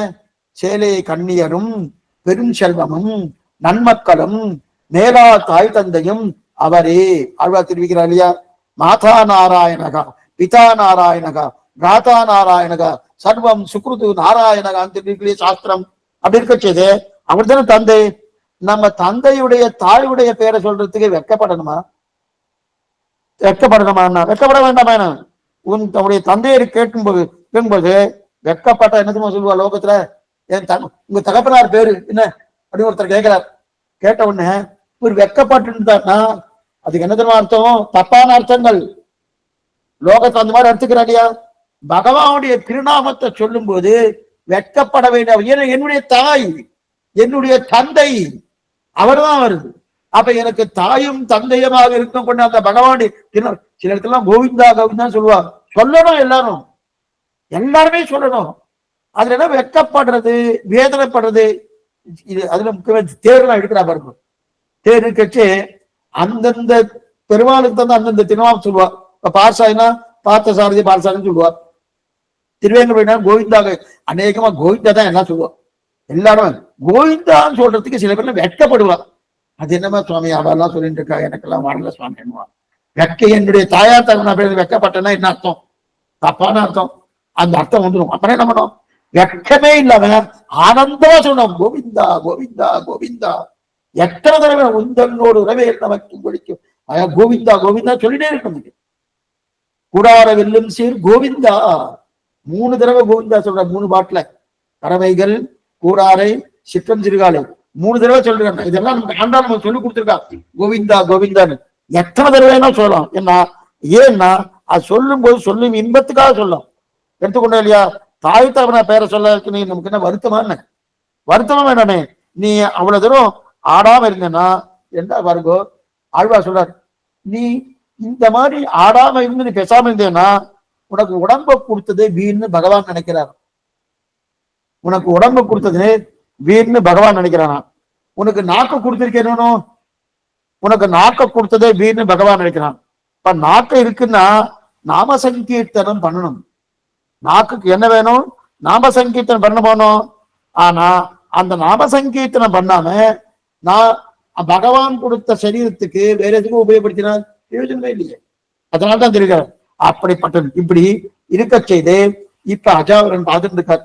ஓ, நாம சங்கீர்த்தனத்துக்கு இத்தனை வைபவமா தெரிஞ்சுட்டு இப்பதான் பக்கத்துல பெரிய சொர்ண விமானம் வருது. தங்க விமானம் வந்தது. வந்து ஐஷன் போனது இல்லையா? இவன் உடனே புறப்பட்டு போகல. இந்த அஜாமிலன் உடனே மோட்சத்துக்கு புறப்பட்டு போனா போகவே இல்லை. அங்கிருந்து நேர கங்கைக்கரை ஹரித்வார் ரிஷிகேஷ் இருக்கணும். அந்த ரிஷிகள் இருக்கக்கூடிய ஹரித்வார் கஷேத்திரத்துக்கு போனான். கங்கைக்கரையா இருக்கிற ஹரித்வார் கஷேத்திரத்துக்கு போனான். அங்கு போய் பல நாட்கள் தங்கி வாழ்ந்து பகவத் கைங்கரியம் என்ன, பாகவத கைங்கரியம் என்ன, இதெல்லாம் நல்லா ஈடுபட்டு இருந்தான் சில நாட்கள். உடனே அஜாமிலன் மோட்சத்துக்கு போல. அங்கிருந்து சொர்ணமயமான விமானம் வந்து நேர கங்கைக்கரை ரிஷிகேஷுக்கு வந்து அங்கு சில காலங்கள் இருந்து ரிஷிகளுக்கும் பாகவதர்களுக்கும் பக்தர்களுக்கும் பகவானுக்கும் கைங்கரியம் பண்ணி பண்ணி பண்ணி அதுக்கு மேற்கொண்டு அங்கிருந்து எங்க கிளம்பிட்டான். சில காலம் இருந்து அதுக்கப்புறம் பகவான் திருவிழை அடைஞ்சான்னு சரித்திரம். இதுதான் அஜாமினுடைய சரித்திரம். ஆக நாமங்கள் எந்த பலத்தை வேணுமானாலும் கொடுக்கும். நாமங்கள் எந்த பலத்தை வேணுமானாலும் கொடுக்கணும். இதற்கு தனியா யோக்கியத்தை சம்பாதிக்க வேண்டாம். சுவாமி, நாம சங்கீர்த்தனம் பண்ணணும், எனக்கு யோக்கியத்தை இருக்கா, குவாலிபிகேஷன் இருக்கா? சில பேர்லாம் கேட்கறா பாருங்க, யோக்கியத்தை இருக்கா, குவாலிபிகேஷன் இருக்கான்னா. ஏன்னா மந்திரம் சொல்லணும்னு தானே நமக்கு யோக்கியதை வேணும். அதற்கு யோகிதை வேணும். ஏன்னா மந்திரங்கள் இருக்கு இல்லையா? என்னென்ன மந்திரம்? ராம மந்திரம், கிருஷ்ண மந்திரம், கோபால மந்திரம், அதே சுதர்சன மந்திரம். இதற்கெல்லாம் சில சில யோகியதைகள் உண்டு. எல்லாரும் சொல்ல முடியாது. அது மாத்திரம் சில சில அனுஷ்டானங்கள் உண்டு, சில சில ஆச்சாரங்கள் உண்டு. அதெல்லாம் சொல்ல முடியாது. ஆனா நாம சங்கீர்த்தனம் அப்படி கிடையாது. ஏன்னா நாம சங்கீர்த்தனம் குளிச்சுட்டு சொல்லணுமா? எப்படி சொல்லணும்? இதெல்லாம் 1000 கஷ்டங்கள் இதுக்கு மந்திரத்துக்கு உண்டு. மந்திரம் சொல்லணும்னாலே ஆச்சாரத்தோட சொல்லணும், அனுஷ்டானத்தோடு சொல்லணும், ஸ்ரத்தையோடு சொல்லணும். அது மட்டுமல்ல, அந்த ஸ்ரத்தை இருக்கிறதுனால கொஞ்சம் நம்ம பவித்திரமா இருக்கணும். 1000 கஷ்டங்கள் இருக்கு நாம சங்கீர்த்தம். ஆனா நம்மளாம் நாமங்கள் சொல்லணும், திருநாமங்கள். நாம சங்கீர்த்தம் பண்ணனாலே எப்படியும் சொல்லலாம், எப்படியும் சொல்லலாம், எங்கும் சொல்லலாம், எந்த நிலையிலையும் சொல்லலாம். சுவாமி, கார்த்தால எழுந்தேன் சுவாமி, இன்னும் பல்லே தேய்க்கல, நான் சொல்லலாமா கூடாதா? காரணமா சொல்லலாம். அது இங்க சொன்னேன், சொன்னேன்றதுக்காக உடனே ஒருத்தர் என்ன பண்ணார், பல்ல தேய்க்கலன்னு கூட சொல்லலாம்னு சொல்லிட்டார். அதனால நான் பல்ல தேய்க்காமே திருவாராதனோட பண்றேன். தயவு செய்து பண்ண. நாம சங்கீர்த்தனத்துக்கு எப்ப வேணா சொல்லலாம் சொல்லியிருக்கே தவிர, ஆனா அதற்குன்னு அப்பனா எப்ப வேணா சொல்லலாம் சொல்லியிருக்கு. நான் பல்ல தேய்க்காமே நான் சொல்லிட்டே இருக்கேன், பல்ல இது பண்ணாமே நான் சொல்லிட்டே இருக்கேன் அப்படின்னு சொல்ல வேண்டாம். இது சொல்ல வந்தேன் அப்படின்னு தெரிவிக்கிறாரே. ஒரே விஷயம், நாம சங்கீர்த்தனுக்கு எந்த நிர்பந்தமும் கிடையாது. யார் வேணா எப்படி வேணாலும் சொல்லலாம், எந்த நிலையில வேணாலும் சொல்லலாம். இதை சில பேர்லாம் என்ன பண்ணுவான்னா, நாமசங்கி குளிச்சுட்டு சொல்லணுமான்னா, எம்பெருமானார் கார்த்தால வயக்காட்டுல போய் வேலை கைங்கரியம் பண்ணுவார். அப்போ நாம சங்கீர்த்தனம் பண்ணுவார். அதிருசிறுபாவ கர்ப்பமானதொரு வார்த்தை சொல்ல தொடங்கி துடிப்பது போல் விளங்குகின்ற திருப்பவலங்கள்னு அவருடைய திருமஞ்சன கட்டியத்துல ஒரு வார்த்தை இது வரும். எப்பவும் உதரகம் தொடச்சுட்டே இருக்குமா. ஜப்தவியம் குரு பரம்பரையும் துவயமும் சொல்லிட்டே இருப்பார் இல்லையா? நாம சங்கீர்த்தனம் அப்படின்னா, ரெண்டாவது நாமங்கள் உள்ளத்துல உதயமாவதை தடுக்கவே முடியாது. எனக்கு ஒரு 4 நாள் ஒருத்தர் கேட்டாங்க, சுவாமி, நாங்கள்லாம் பெண்களுக்கு அந்த ஒவ்வொரு மாசத்துக்கு ஒரு 4 நாட்கள் சில விதிமுறைகளால வெளியில இருக்க வேண்டிய ஒரு நிர்பந்தம் வந்துடுறதுன்னு சரீர உபாதையால அந்த நேரத்துல நம்ம நாம சங்கீர்த்தனம் பண்ணலாமான்னு கேட்டோம். அந்த நேரத்தில் நாம சங்கீர்த்தனம் பண்ண முடியாது. இப்ப ஞாபகம் வந்துட்டு உடனே கஷ்டப்பட்டு மறக்கணுமா? இதை நிறைய பேர் கேட்டிருக்கா. ஞாபகம் வந்துட்டு சுவாமி. ஏன்னா இவாளுக்கு நாம சங்கீர்த்தனம் பண்ணி சேவா காலம் பண்ணி திருப்பாவை சேவிச்சு இப்படியே பழக்கமாயிடுச்சு. பழக்கமான அந்த 4 நாட்கள்ல நம்ம எதுவும் பண்ணப்படாதுன்னு சொல்லியிருக்கு. அப்படி இருக்க செய்து இப்ப ஞாபகம் வந்துருச்சு சுவாமி, கட்டப்பட்டு மறக்கணுமான அதெல்லாம் தேவையில்லை. என்னைக்குமே நல்ல பழக்கம் உள்ளத்துல வர்றதை நம்ம தடுக்க முடியும்னா தடுக்கவே முடியாது, யாராலும் தடுக்க முடியாது. ஆனா அது தீயதா இல்லாம நல்லதா இருந்ததுன்னா ஒன்னும் சிரமமே கிடையாது. அதற்குன்னு அது ஆனந்தமா அதை போஷிக்க வேண்டாம். ஆனா அது வந்துட்டோம்னா இருக்கட்டும், ஒன்றும் தவறு கிடையாது. நாமாக்கள் சொல்றதுல ஒரு தவறும் கிடையாது. ஆனா அத அந்த காலத்துல மேடை போட்டுண்டோ ஒரு இடத்துல உட்கார்ந்துட்டோ சொல்ல வேண்டாம். ஆனா வந்துட்டோம்னா எந்த தவறும் கிடையாது. அப்படி எதுக்கு சொல்ல வந்தனா, ஆக அதனால நாம சங்கீர்த்தனத்துக்கு எந்த விதமான முறையும் கிடையாது. யாரு வேணா சொல்லலாம், எந்த ஜாதியால் வேணா சொல்லலாம், எந்த நிலையில வேணும் சொல்லலாம், எந்த ஆசிரமத்துல வேணா சொல்லலாம், எப்படி வேணா சொல்லலாம். ஆனா நாம சங்கீர்த்தம் ஏன்னா இவன் கூப்பிட்டது எப்படிப்பட்ட இவன் கூப்பிட்டது யாரு? கோவிந்தா பண்டரீ காட்சா ரக்ஷமாம் சரணாங்கதா. திரௌபதி கூப்பிட்டது வீட்டுக்கு விளக்கான 3ஆம் நாள் தான் கூப்பிட்டுருக்கா. இதுவே பெரிய எக்ஸாம்பிள். கோவிந்தா பண்டரீ காட்சா ரக்ஷணாம் சரணாங்கதான்னு கூப்பிட்டுருக்காரனோ அப்ப கூப்பிடலாமா கூடாதுன்னா தாராளமா கூப்பிடலாம். இதுன்னு சொல்ல வந்தேன்னா அதெல்லாம் பண்ணலான்னு. ஆக எந்த வரமுறையும் கிடையாது. அப்ப உள்ள வர்றது யாராலையும் தடுக்க முடியாது. மேல ஒரு விஷயம் தெரிவிக்கிறாங்க. நமனும் முட்கரனும் பேச நரகில் நின்றார்கள் கேட்க நரகமே சொர்க்கமாகும் நாமங்களுடைய நம்பி. நமனும் முட்கரனும் பேச, முட்கரன் ஒருத்தன், அவன் என்ன பண்ணா, தப்பு பண்ணிட்டான். இந்த லோகத்துல இருந்தா தப்பு பண்ணிட்டான். தப்பு பண்ண உடனே நேர யமபட்டணத்துக்கு வாசல்ல போயிட்டான். இவன் பிராணம் எடுத்து யமபட்டணம் வாசல்ல போயிட்டான். வாசல்ல நிறுத்தினான் யமதர்மராஜா. நிறுத்தி அவனோட பேசிட்டு இருக்கான். என்ன பேசுறான்னா, நீ இங்க வந்துட்டு எதுக்காக இங்க வந்த? எதுக்காக வந்த? இங்க வந்திருக்க வேண்டிய அவசியமே கிடையாது, இதுக்காக இங்க வந்தன்னு கேட்டான். அப்ப அந்த முட்கரனுக்கு பகவானுடைய நாம வைபவத்தை யமதர்மராஜா முட்கரனுக்கு சொல்றாரு. கிட்டக்க கூப்பிட்டு தோல்ல கைய போட்டுண்டு, உனக்கு முட்கலனா ஜோ இந்த நாமங்கள் இந்த நாமத்துக்கு இந்த வைபவம் சொல்ல வரச்சே நீ ஏன் இங்க வந்திருக்க? யமதர்மராஜாவுக்கு நான் அடிய முதலே சொன்னேன், இங்கிருந்து ஒருத்தர் அங்க போறாருனாலே அது முதல்ல வருத்தப்படுறது யமதர்மராஜா தான். அப்படின்னுங்க, ஏன் இங்க இருந்து நீ இவ்வளவு சமப்பட்டு இங்க வந்தேன்னு கேட்ட. நீ இந்த லோகத்துல எத்தனை வருஷம் இருந்த? எத்தனை வருஷமா? சதாபிஷேகம் பண்ணிட்டேன். ரொம்ப தெம்பா சொல்லிட்டு இருக்கான். சதாபிஷேகம் பண்ணிட்டேன் 80 வருஷம் வரைக்கும் இருந்தேன். 80 வருஷம் வரைக்கும் இருந்திருக்கியே, அதுல ஒரு நாளாவது, ஒரு நாள் வேண்டாம், ஒரு நிமிஷமாவது கேசவான்னு சொல்லியிருக்கப்படாத. ஒரு தடவை சொல்லியிருந்த நீ இங்க வர வேண்டாம், என்னையும் சிரமப்படுத்த வேண்டாம், நானும் உன்னை சந்தித்து இதெல்லாம் சொல்ல வேண்டாமே, நீ பாடி மோட்சத்துக்கு போயிருக்கலாமே. ஒரு தடவையா சொல்லியிருந்தா உன்னுடைய பாவங்கள்லாம் கழிஞ்சிருக்குமே. ஒரு தடவை சொல்ல முடியலையா? சதாபிஷேகம் பண்ணிட்டு, சதாபிஷேகம் 80 வருஷம் சபதாபிஷேகம் பண்ணு சொல்றியே, அவ்வளவுதான் இருக்கே. பகவான அர்ச்சிக்க உனக்கு ஒரு நிமிஷம் கூட கிடைக்கலையா? ஒரு நிமிஷம் சொல்லிருக்கலாமான்னா அவன் சொன்னான், வாஸ்தவம் தான் கிடைச்சது, அடுத்த நிமிஷம் சொல்றான்னு நினைச்சிருந்தேன். யார் முட்கலன் சொல்றான், அடுத்த நிமிஷம் தான் நீ சொல்றான்னு நினைச்சிருந்தேன், ஆனா அடுத்த நிமிஷம் வரவே இல்லைன்னு. நாமே சில காரியங்கள்லாம் இருக்கு இல்லையா, அந்தந்த காரியங்கள்லாம் இருக்க செய்தே. இந்த காலக்ஷேபமும் அப்படிதான். சில நிர்பந்தத்தால அந்த காலக்ஷேபத்துக்கு நேரம் கிடைக்காது. சரி, அடுத்த வாரம் பார்த்துக்கிறோம்னா போயிட்டே இருக்கும். அப்படிதான் ஒரு மாசம் போயிடுச்சு. இதுக்கு சொல்ல வந்தேன்னா அந்தந்த நேரத்தை அதை பண்ணிடணும். இல்லைன்னா என்ன சுவாமி நிர்பந்தம் வந்துடுறது சுவாமி, சில நிர்பந்தங்கள் வந்தா பார்த்துக்கிறது என்ன பண்றது? ஏன்னா சுபஸ்ய சீக்கிரம், எந்த நல்ல காரியம் நம்ம தள்ளியே போடக்கூடாது. எந்த நல்ல காரியம் நாமாக்கள் சொல்றது அப்பப்ப சொல்லிட்டே இருக்கணும். கை தட்டிண்டு, தாளம் போட்டுண்டு, ஆடிண்டு கூடிண்டு, ஓட்டியோடு சேர்த்துண்டு அப்படின்னு சொல்லிட்டே இருக்க இல்லையா? ஒரு தடவையா நீங்க சொல்லியிருக்க வேண்டாமே? இதை சொல்லியிருக்காம இல்லையா? ஒரு நிமிஷம் சொல்லியிருந்தா பொறுமை. கேசவா அப்படின்னு ஒரு தடவை சொல்லியிருந்தா நீங்க வந்திருக்க வேண்டாமேன்னா அந்த ஒரு நிமிஷம் சொல்லலான்னு அடுத்த நிமிஷம் சொல்லலாம்னு நினைச்சிட்டு இருந்தேன். அடுத்த நிமிஷம் வரவே இல்லை.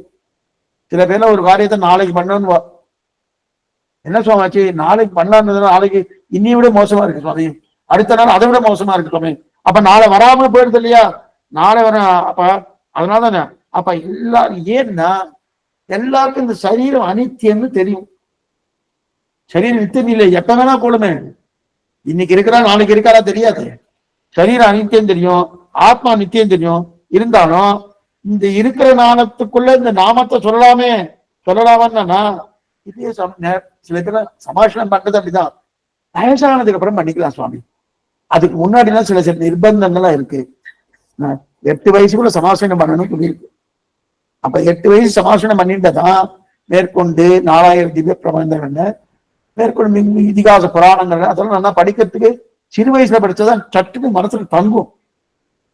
அதை விட்டுட்டு நமக்கு 50, 60 வந்துட்டு வச்சுக்கேன், சரீரம் இடம் கொடுக்காது, மனசுலையும் தங்கவே தங்காது. இதுக்கு சொல்ல வந்தேன்னா அப்படி இருக்கச்சது இது சரீரம் அனித்தியன்னு தெரியும். அந்த அனித்தியம் தெரிஞ்சு கச்சது நாமத்தை நான் சொல்லியிருக்கலாமானோ. மேலும் அந்த நாமம் சொல்றதுக்கு பரம போக்கியமா இருக்கு. சொல்ல சொல்ல சொல்ல இன்பமா இருக்கணும், அந்த இங்கியமா போக்கியமா இருக்கணும், அத்தனை போக்கியமா இருக்கு. இப்ப இது ரெண்டும் பேசிட்டு இருக்கா. நாம சங்கீர்த்தனத்தின் வைபவத்தை முட்கலனுக்கு யம தர்மராஜா சொல்லியிருக்காரு. ஒரு தடவை கேசவான்னு சொல்லியிருக்கப்படாதா அப்படின்னு. ஆமா சொல்லாம விட்டுட்டேன், தப்புதான், என்ன பண்றது. இந்த விஷயம் 2 பேரும் பேசிட்டு இருக்கா. பேசிட்டு இருந்தோடனே இந்த பேச்ச யம பட்டணத்துக்கு வாசல்ல பேசிட்டு இருக்கா. யம பட்டணத்துக்குள்ள தண்டனை அனுபவிச்சுட்டு இருக்காளோ பாபாத்மாக்கள் நிறைய பேர். அந்த அவெல்லாம் இருக்கணும். அவெல்லாம் இந்த 2 பேர் வாதத்தை கேட்கிறாள். நமனும் முட்கலனும் பேச, அந்த பாத்திரம் சொல்ற பாருங்க, நமனும் முட்கலனும் பேச நரகில் நின்றார்கள் கேட்க நரகமே சொர்க்கமாகும் நாமங்களுடைய நம்பி. அவ கேட்டு இருக்கா. அவ கேட்டு இருக்கச்சே அந்த கேட்டு இருக்கச்சே சரி அவ கேட்டு இருக்கட்டும்னு சரி நான் இந்த மாதிரி பேசிட்டேன் வா உள்ளுக்குள்ள வா அப்படின்னு சொல்லி உள்ளுக்குள்ள யமபட்டணத்துக்குள்ள ஆயிஷன் போலான்னு பார்த்தா திரும்பி பார்த்தா நரகப்பட்டமே காணும். நரகப்பட்டமே காணும். எங்க சுவாமி போயிடுச்சு, என்னாச்சு? நரகப்பட்டினம் ஊர் முழு சொர்க்கமா போயிடுச்சு. நரகமே சொர்க்கமாயிடுச்சு. என்ன சுவாமின்னா நரகமே சொர்க்கமாகும் நாமங்களுடைய நம்பி. நரகத்தை கூட சொர்க்கமாக மாற்றும் அளவுக்கு திருநாமத்தின் வைபவம். நரகத்தை கூட சொர்க்கமாக மாற்றும் அளவுக்கு திருநாமத்தின் வைபவம். ஏன்னா இல்லைன்னா யமனுக்கு வேலையே போயிடுத்தாங்க. ஏன்னா யமபட்டனமே இல்லையே. நரகமே சொர்க்கமாகும் நாமங்களுடைய நம்பின்னா இப்ப யமனுக்கு நரகப்பட்டினம் தானே யம தர்மராஜான்னு சொல்லலாம். யமனுக்கு வேலையே போயிடுத்தான். நரகம் இருந்தாதானே அதுவே சொர்க்கம் மாதிரி தெரியலையா? அப்ப நாம தப்பா நினைக்கிறோம். யார பத்தி? யமனை பத்தி. என்ன நினைக்கிறோம்னா எல்லாரும் இழுத்துட்டு போவா, அடிப்பார், படைப்பார், என்னென்னவோ பண்ணாருன்னு. இந்த ஊருக்கு அழைச்சின்னு வரத்துக்கு முன்னாடி முதல் வருத்தப்பட்டது அவர் தான். அதான் அடிக்கிற முதலே சொன்னேன். அவர்தான். ஏன்னா அவர் யம தர்மராஜா, அவர் பாபாத்மா இல்லை. நாம் நினைக்கிறோம் அவர் பாபாத்மா நினைக்கிறோம். பாபாத்மா கிடையாது. பெருமாளால் நியமிக்கப்பட்டவர். சிவன் எப்படி நியமிக்கப்பட்டவரோ, பிரம்மா எப்படி நியமிக்கப்பட்டவரோ, இந்திரன் எப்படி நியமிக்கப்பட்டவரோ, குபேரன் எப்படி நியமிக்கப்பட்டாரோ அதே போல யமனும் நியமிக்கப்பட்டவர். அதை நினைக்கிற கீழோகத்துல நாமத்தை சொல்லியிருந்தா இங்க வராம இருந்திருக்கலாமோனும், ஒரு தடவை சொல்லியிருந்தா போருமோனும், அது கூட சொல்லலையே. இந்த விஷயத்தை தான் தொண்டபடியாழ்வார் தெரிவிக்கிறார். ஏற்கனவே சொன்னேன் சுவாமி, 2 பாட்டு சொன்னேன். முதல் பாட்டு காவலில் புலனை வைத்து, அதுக்கப்புறம் இந்த பாட்டு சொன்னேன், அதாவது பச்சைமாமலை போல் பண்ணி. இப்ப அடுத்த பாட்டு சொல்றாரு, புல்கௌவ கிடக்கின்றீரே, புல்கௌவ கிடக்கின்றீரேன்னு தெரிவிக்கிறாரு. அப்படின்னா என்ன அர்த்தம்னா ஒருத்தர் வாழ்நாள் முழுதும் நன்னா வாழ்ந்தார்னா ஏதோ வாழ்ந்தார். பகவன் நாமத்தை சொல்ல, ரங்கநாதன் பெயரை சொல்லல, பெரிய பெருமாள் பெயரை சொல்லல, நம்பெருமாள் பெயரை சொல்லல, நன்னா வாழ்ந்துட்டு இருக்கார். வாழ்ந்துட்டு இருந்தாரு, போயிடுச்சு. எதுக்கோ வாழ்ந்தார், போயிடுச்சு. என்னென்ன சில பேரும் சொல்றார், என்னென்ன சொல்றாரு, என்னது இது, இந்த அறிவு பகுத்தறிவு, பகுத்தறிவோடு வாழறாங்க. இந்த மேடையெல்லாம் பேசுறா பாருங்க, பகுத்தறிவு பகுத்தறிவுங்க. பகுத்தறிவுனா என்னது? சரீரம் வேறு ஆழ்பா வேறு பிரிச்சு பகுத்து, அதுதான் பகுத்தறிவு. பகுத்தறிவு மேடையில பேசுறது பகுத்தறிவு கிடையாது. கடவுளே இல்லை அப்படின்னு பேசிட்டு இருக்கா பாருங்க. அது பிரயோஜனம் இது சொல்றேன். அந்த மாதிரி ஒரு பகுத்தறிவு மேடை பேச்சு பகுத்தறிவோடு இருந்திருக்கார். இருந்தபடியாலே இவருக்கு மரணம் வந்து கீழே விட்டுட்டார். கீழே வந்து இவர் சரீரத்தை கூட யாரும் பதைக்கல. அந்த சரீரத்தை கழுகு வந்து சாப்பிடுமோனும். சில சரீரெல்லாம் வந்து கழுகு வந்து அந்தந்த பறவைகள் பட்சிகள் வந்து சாப்பிடணுமோனோ அந்த கழுகு வந்துட்டு கழுகு வந்து கொத்தி பாக்குறது. இது கழுகு கொத்தி பாக்குறது. கொத்தி பார்த்துட்டு விட்டுட்டு போயிட்டான், சாப்பிடல. ஏன் சுவாமி, மாംச சரீரம் தானே, மனுஷ சரீரம் தானே, கொழுகு சாப்பிடுமே, ஏன் விட்டுட்டு போயிட்டோம். ஏன்னா இந்த மாംசத்தை சாப்பிடவே இல்லை. ஆழ்வார்க்கு ஆச்சரியம் தொண்ட முடியாது. என்ன ஆச்சு என்ன ஆச்சு அப்படின்னு பாக்குறாரு. புல் கௌவ கிடக்கின்றீரே, புல் கௌவ கிடக்கின்றீரே அப்படின்னா புல் உண்ண கிடக்கின்றீரேன்னு சொல்லி இருக்கணும். புல் உண்ண கிடக்கிறேன்னா அந்த புல் என்று சொல்லக்கூடிய மாமிசம் மனுஷ மாமிசம், அந்த மனுஷ மாமிசத்தை சாப்பிட்டுருக்கோமோ அந்த சாப்பிடணும்னு சொல்லியிருக்கணும். அப்பனா புல் உண்ண கிடக்கின்றேன்னு சொல்லியிருக்கணும். ஆனா பறவை சாப்பிடணுமோனோ அந்த பறவை புல் கௌவ கிடக்கின்றேன்னு இவர் சொன்னார். புல் கவ்வன்னா மோப்பம் பிடிக்கிறதுனா, கவ்வறது என்னன்னா மோப்பம் பிடிக்கிறது. மோப்பம் பிடிக்குமா அந்த உடம்பு கிட்ட வந்து கழுகு வந்து என்ன பண்ணிக்கிறான், மோப்பம் பிடிச்சுதான். என்ன மோப்பம் பிடிச்சதுன்னா, ஓ இவன் கிட்டத்தட்ட 60-70 வருஷம் இருந்திருக்கான். வாழ்க்கையில ஒரு தடவையாவது ரங்கா ரங்கநாதா நம்பெருமாளே ஓ ஸ்ரீரங்கநாதா அப்படின்னு ஒரு தடவையா சொல்லியிருக்கானா, சிவன் நாராயணா அப்படின்னு ஒரு தடவையா சொல்லியிருக்கானா அப்படின்னு மோப்பு பார்த்துதான். அதுக்கு கழுகுக்கு மோப்ப சக்தி உண்டுன்னு அது மோப்பு பார்த்துட்டு அப்படி பார்த்துட்டச்சு சொல்லி இருக்கக்கூடிய உடம்பா இருந்தா அது சாப்பிடணும். ஒரு தடவையாவது ரங்கா நாராயணா கேசவா அப்படின்னு ஒரு தடவையா சொல்லியிருந்தா அந்த சொல்லி இருக்கக்கூடிய உடம்பா இருந்தா அது சாப்பிடுமா. இது சொல்லாத உடம்பு, பகுத்தறிவுன்னு சொல்லிட்டு மேடையில பேசி ஒண்ணுமே இல்ல, சொல்லாத உடம்பு. இந்த சொல்லாத உடம்ப நான் சாப்பிட்டு அந்த பாவம் எனக்கு ஏன், யார் இந்த கழுகு நினைக்கிறதா அந்த பாவம் எனக்கு, அந்த பாவத்தை நான் சுமக்கணுமா, தேவையில்லையே, வேண்டாமேன்னு சொல்லி அது என்ன பண்ணுது, அந்த உடல் அப்படியே விட்டுட்டு போயிடுச்சு, சாப்பிடாம போயிடுச்சு. இதத்தான் புல் கௌவ கிடக்கின்றீரே. புல் கௌவ புல் ஆக்சுவலி இந்த பாசனம் எப்படி இருக்குன்னா புல் உண்ண கிடக்கின்றேன்னா பாசனம் வரணும். ஆனா ஆழ்வார் தொண்டரபடி ஆழ்வார் பாசனம் பாடினது புல் கௌவ கிடக்கின்றீரேன்னாரு. ஏன் புல் கௌவ கிடக்கின்றேன்னா இந்த மிருத்த சரீரத்தை கழுகு கூட தொடாத அளவுக்கு நாம் மோசமா கேவலமா இருந்துருக்கோம். கழுகு கூட தொடாதான். ஒரு தடவையாவது ரங்கா ரங்கான்னு சொல்லியிருக்கலாமானோ, சொல்லலையேனோ. அதனால அவருக்கு ரங்கநாதன் தான், அவருக்கு பத்திவிரத்த ஆழ்வார்னு பேர். நிலபடி ஆடு என்ன அரங்கனை பாயும் பாடால் பரங்கனை பாடுவேணும். அரங்கநாதன் மட்டும்தான் பாடினார். ஒரே ஒரு திவ்யதேசம் தான், அந்த திவ்யதேசம் ரங்கநாதன் தான். இதுக்கு சொல்ல வந்தேன்னா அதனால ஒரு தடவை ரங்கான்னு சொல்லியிருக்கலாமானோ, சொல்லாத அளவுக்கு நம்ம கேவலம் போனோமோனோ, அது வேண்டான்றதுக்காக தான் என்ன பண்ணுது அந்த பட்சி என்ன பண்ணுது, கௌவ கிடைக்குன்னு மோந்து பார்த்துட்டு தான் போயிட்டோம். அப்பனா நாம சங்கீர்த்தனத்துக்கு எத்தனை வைபவம், அந்த நாம சங்கீர்த்தனம் எந்த பலத்தையும் கொடுக்கும். ஒரு தடவை கேசவான்னு சொல்லியிருந்தாரு, சொல்லணும்னா பக்ஷி கூட வந்து மோந்து பார்த்துட்டு ஓடி போயிட்டு இருக்கோம். அப்படி தெரியுதா? ஆக நாம சங்கீர்த்தனம் எந்த பலத்தையும் கொடுக்கணும். எந்த பலத்தின என்ன, சரி சுவாமி என்ன பண்ணணும், முதல்ல யமபயத்தை நீக்கியதோனும், யமபரர்கள் வந்தாலே அவளை தொறுக்கி அடிச்சுட்டோனும், அது ஒண்ணு. ரெண்டாவது நமக்கு ஒரு பக்கம் தீர்ந்துட்டனா இன்னொரு பக்கம் வியாதி எல்லாம் இருக்கணும். வியாதி போகணும்னாலும் நாம சங்கீதம் பண்ண போயிடும். இதெல்லாம் சொல்லிட்டு இருக்கணும். இந்த பூர்த்தியா நீங்க கேட்கிற வரைக்கும் நீங்க கேளுங்க, அதுக்கு நான் சொல்றேன். ஏன்னா நாம சங்கீர்த்தனம் பண்ணா வியாதி தொலையாது. படிப்பு வரணும்னாலும் நாம சங்கீர்த்தனம். என்ன சுவாமி, வனேரணி சத்ரு ஜலாக்னி மத்தியே எதிர்ச்சயா வத்சு மகாபயேஷு இதம் படன்னு ஸ்தோத்திர மகாகுலாத்மா சிக்கி பவேத் சர்வ ரட்சதகா.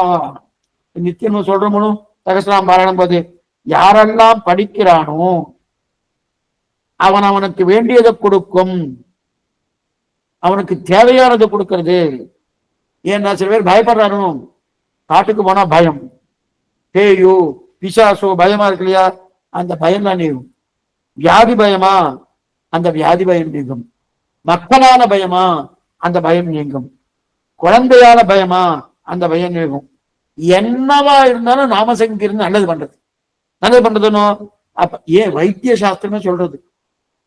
வைத்திய சாஸ்திரமே சில பேர்லாம் மருந்து அரைப்பா இல்லையா, ஆயுர்வேத சாஸ்திரம் இந்த மருந்து அரைக்கிறா இல்லையா, அந்த மருந்து அரைக்கச்சே அரைக்கும் போது பகவன் நாமத்தை சொல்லிட்டே தான் மருந்து அரைப்பா.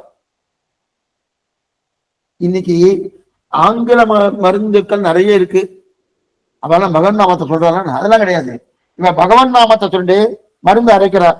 மருந்து அரைச்சிட்டு அப்ப சகசிராம சொல்லிட்டு மருந்து இருக்கிறார் இல்லையா, ஆயுர்வேதத்தெல்லாம் அப்படிதான் அரைக்கிறாராம். அப்பதான் அந்த மருந்து ஒரு வீரியத்தோடு வேலை செய்யணும். எந்த மருந்தா இருந்தாலும் அந்த மருந்து வீரியத்தோடு வேலை செய்யணும்னா அது சகசிராம் பாராயணம் பண்ணிட்டே பண்ணுவான். இன்னைக்கு என்ன ஆயிடுச்சுன்னா அந்த மாதிரி இல்லை. இன்னைக்கு மருந்தெல்லாம் என்ன பண்ணது, அரைக்கிறதே கிடையாது, எல்லாம் மிஷின்ல தான் போடுறா. எத்தனை பேர் சொல்றா சகசிராம் பாராயணம், எத்தனை பேர் நாம சங்கீர்த்தனம் பண்றான்னா ஒண்ணும் கிடையாது. அது வேலை செய்யறதா செய்யலாது வேற விஷயம். அப்ப இன்னைக்கு வைத்தியர்களே டாக்டர்ஸே சில டாக்டர்ஸ் எல்லாம் என்ன ஆயிட்டான்னா அவளே வேதாந்திகள் ஆயிட்டான். எல்லாமே வேதாந்திகள். அவ என்னன்னா சில மருந்தெல்லாம் கொடுத்து பாக்குறா, ஒன்னும் சரியா வரல. இந்த வாரம் கொடுத்தாரு, இந்த வாரம் கொடுத்து வாங்கி சாப்பிட்டோம், சாப்பிட்ட உடனே ஒன்னும் சரியா போகல. அடுத்த வாரம் போனார் அந்த வியாதிஸ்தர், அடுத்த வாரம் போனார். ஓஹோ இந்த மருந்து உனக்கு ஒத்து வரல போல் இருக்குன்னு வேற மருந்து மாத்துவார், வேற மருந்து மாத்துவார். வேற மருந்து மாத்திரனே அடுத்த வாரம் திரும்பி போகல. அப்படிதான் இருந்துட்டு இருக்கு அந்த வியாதி. திருப்பி அடுத்த வாரம் போனார். ஓ இந்த மருந்து உனக்கு ஒத்து போல போட்டிருக்கு, வேற மருந்து கொடுக்குறேன், வேற மருந்து கொடுத்தார். இந்த மாதிரி 3 வாரம் மருந்தை மாத்தி மாத்தி கொடுத்தார். 4வது வாரம் அந்த வியாதிஸ்தர் வரல. அந்த டாக்டர் என்ன நினைச்சிருந்தாரு, ஓ சரியா போய் எடுத்து போட்டிருக்கு, வரல போட்டிருக்கு அப்படின்னு நினைச்சிட்டாரு. சரியாலாம் ஒண்ணு போல, இவருக்கு பழைய போயிடுச்சு. நான் இந்த வியாதியோடு தான் இருக்கணும் போட்டிருக்கு, இது இன்னைக்கு இருக்கக்கூடிய மருந்து இந்த வியாதியோடு தான் இருக்கணும் போட்டிருக்கு, பழைய போயிடுச்சு நினைக்கிறேன் இல்லையா. எதுக்கு சொல்ல வந்தேன்னா இந்த வாழ்க்கை முறையே அப்படின்னா என்ன, நேரம் கடைசியில போனார் ஒருத்தர், போனார் டாக்டர்கிட்ட போயிட்டு என்ன சொன்ன, உங்களுக்கு வாழ்க்கையே இப்படிதான் சுவாமி, இந்த வாழ்க்கை முறையை நீங்க மாத்திக்கோ. இது கண்ணனே கீதையில சொல்லியிருக்கான். உங்களுடைய சரீரத்துக்கு தகுந்த மாதிரி உங்களுடைய இதுக்கு தகுந்த வாழ்க்கை முறையை மாத்திங்கன்னு சொல்லியிருக்கார் அவர். அன்னைக்கு கண்ணன் சொல்றது இன்னைக்கு இந்த வேதாந்தியா இருந்தேன்னு இந்த டாக்டர் சொல்றார். வாழ்க்கை முறையை மாத்திக்கணும்னு தோன்றது இல்லையா. ஆக உடம்பு அனித்தியம், ஆத்மா நித்தியம் என்று சொன்னதுதானே. அப்ப சரீரம்னா படுத்துதான் போகுது. ஆனா அந்த சரீரம் எப்படி இருக்கணும், சரீரம் ஆத்தியங்கழு தர்ம சாதனம் அப்படின்னு தெரியல. இருக்கிற நாள் வரையும் சரீரம் இருக்கிற வரையும் ஏதாவது ஒண்ணு படுத்திட்டு தான் இருக்கும். அப்ப நம்ம சாஸ்திர சம்மதமாக சம்பிரதாயத்தின்படி நம்முடைய வாழ்க்கையை வாழ்ந்தோம்னா அதுல சரீரனுடைய உபாதை வருவதற்கு வாய்ப்புகள் குறைவு. இதை கொஞ்சம் என்ன நோட் பண்ணிச்சுக்கோ. சம்பிரதாயத்தின்படி சாஸ்திரத்தின்படி நம்முடைய வாழ்க்கையை வாழ்ந்தோம் என்றால் சரீர உபாதை என்கிற ஒரு நிலை அப்போ வராதன்னு அடியன் சொல்லவே இல்லை. என்ன கர்மா இருக்கு, போன ஜென்மா, அது முந்தின ஜென்மா, எத்தனோ ஜென்மாக்கள் கர்மா இருக்கு. அதுக்குன்னு சுவாமி இந்த மாதிரி நீங்க பண்ணா ஒண்ணுமே வராது, அதெல்லாம் வேற்று மதத்தவர்கள் சொல்லக்கூடியது. எப்ப பிறந்தோனோ பிறந்துட்டேன்னு வந்துட்டாலே கர்மாவால் தான் பிறந்திருக்கு. பகவானா என்ன, பகவான் இச்சாதீனம் அஜாயமானோ பகுதா விஜாயத்தே ஜன்மம் பல செய்து வெளிப்பட்டுன்னு அவர் இச்சாதீனமா பிறக்கிறார். நாமெல்லாம் இச்சாதீனமா வந்து பறக்கணும் சுவாமி, நான் இந்த குளத்தை வந்து பறக்கிறேன் அப்படின்னு பண்ணா இல்லையே. நம்முடைய கர்மாதீனமா இருக்கான். கர்மத்தை தொலைக்கதான் பிறக்கிறோம், ஆனா சேர்த்துக்கிறோம். தொலைக்க பிறந்த இடத்துல என்ன பண்ணுவோம், மேன்மேலும் சேர்க்கிறோம். அப்பனா எப்ப நம்ம பிறந்தோமோ அந்த அனுபவம் இருந்துட்டு இருக்கணும், அது படுத்துதான் போகுது. ஏன்னா அதை நம்ம விடப்போவதே கிடையாது.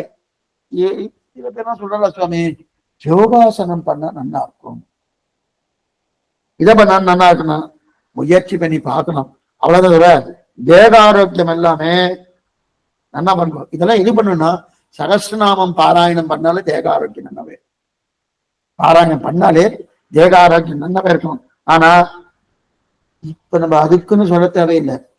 அப்ப புத்திரபாகியம் வேணுமா சகஸ்ரநாமம் பாராயணம் பண்ணும், தேக ஆரோக்கியம் வேணுமா சகஸ்ரநாமம் பாராயணம் பண்ணும், அதே போல உனக்கு உத்தியோகம் வேணுமா சகஸ்ரநாமம் பாராயணம் பண்ணு, கல்யாணம் வேணுமா சகஸ்ரநாமம் பாராயணம், அது நாம சங்கீர்த்தனம். சகஸ்ரநாமம்னா நாம சங்கீர்த்தனம் பண்ணு, என்னென்ன வேணுமோ அத்தனையும் நாம சங்கீர்த்தனம் பண்ணுன்னு சொன்னார் அப்படின்னு சொன்னார்.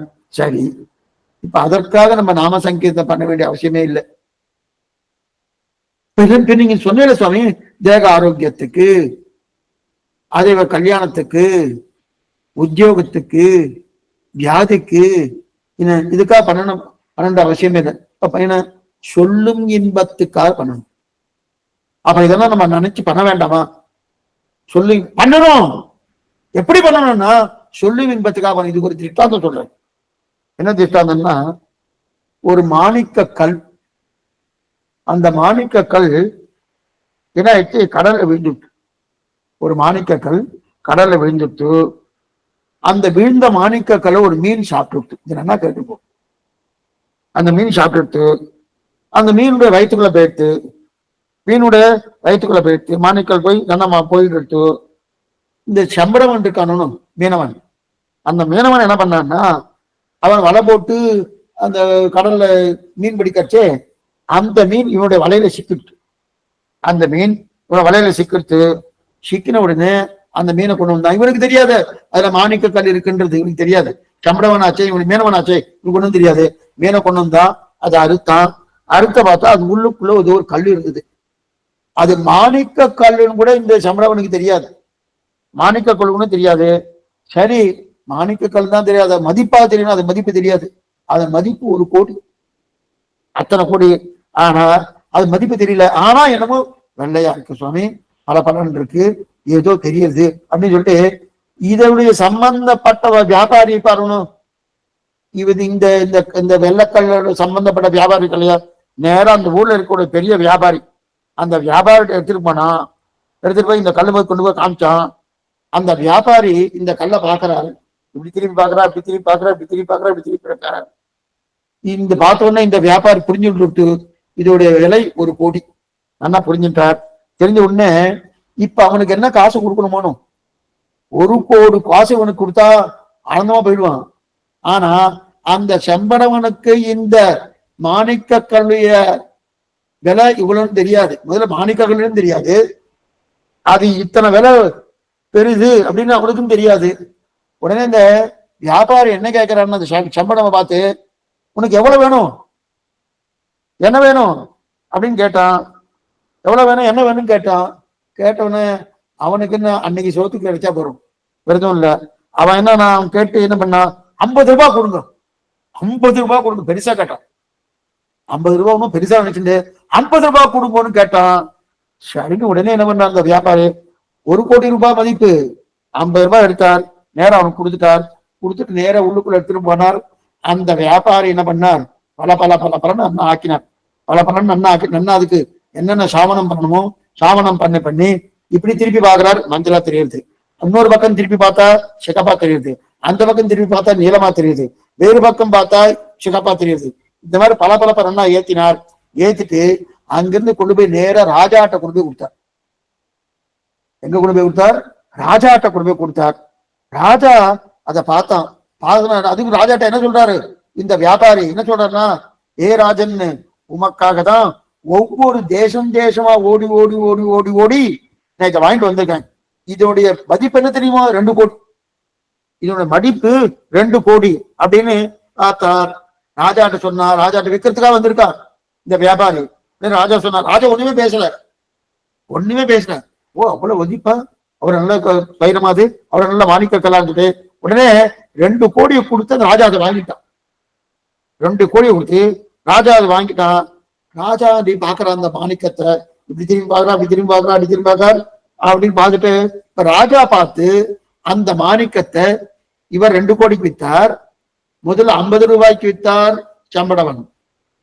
அதுக்கப்புறம் வியாபாரி 2 கோடிக்கு வித்தார்.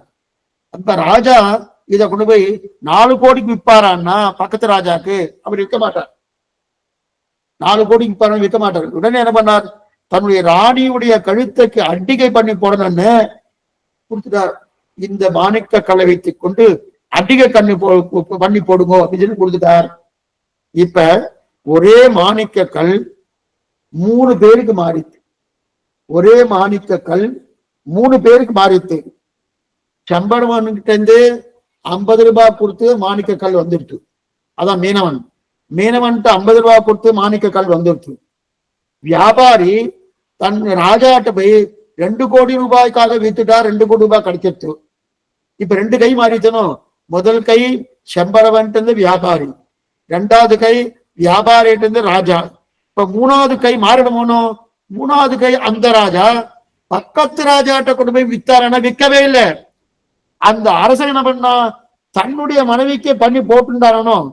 அப்ப ஆக மாணிக்கத்தை எப்படி வேணுமான விலை பேசலாம்.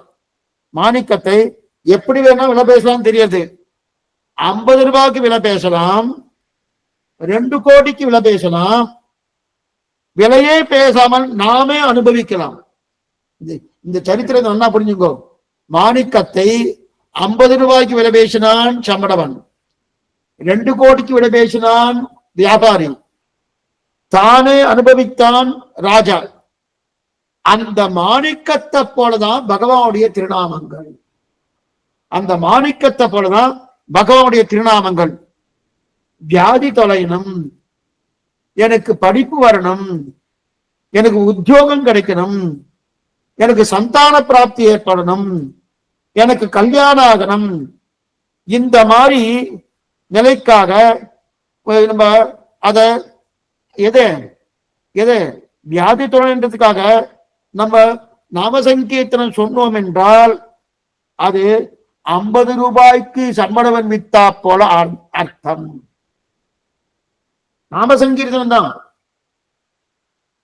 ஆனா அந்த நாமசங்கீர்த்தனத்தை வியாதி தொலைவதற்காகவும், எனக்கு உத்தியோகத்துக்காகவும், கல்யாணத்துக்காகவும், சந்தான பிராப்திக்காகவும் நான் வித்தேன்னா, நான் பண்ணினேன், நாமசங்கி பண்ணினேன்னா சம்பளவன் 50 ரூபாய்க்கு வியாபாரியிட வித்தானோ அத போல அர்த்தம்.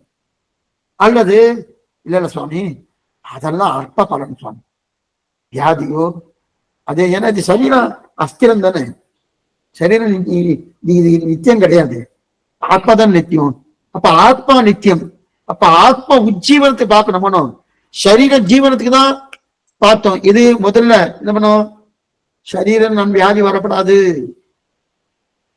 உத்தியோகம் கிடைக்கணும், கல்யாணம் ஆகணும், அப்ப சந்தான பிராப்தி ஏற்படணும் அப்படின்னு வித்தமனோ 50 ரூபாய்க்கு வித்தா போல. இல்ல சரீரம் வேண்டாம், ஆத்ம உஜ்ஜீவனத்துக்காக பண்ணேன். ஆத்ம உஜ்ஜீவனம் எது? மோட்சம் அனுபவம் நினைத்த பிரீத்திக்காக கைங்கரியம். மோட்சம் போகணுமோனோ, மோட்சம் போகணுன்றதுக்காக சொன்னேன். அப்ப மோட்சம் போகணுன்றதுக்காக நான் நாம சங்கீர்த்தனம் பண்ணேன். அந்த மாதிரி மோட்சம் போகிறதுக்காக நாம சங்கீர்த்தனம் பண்ணணும்.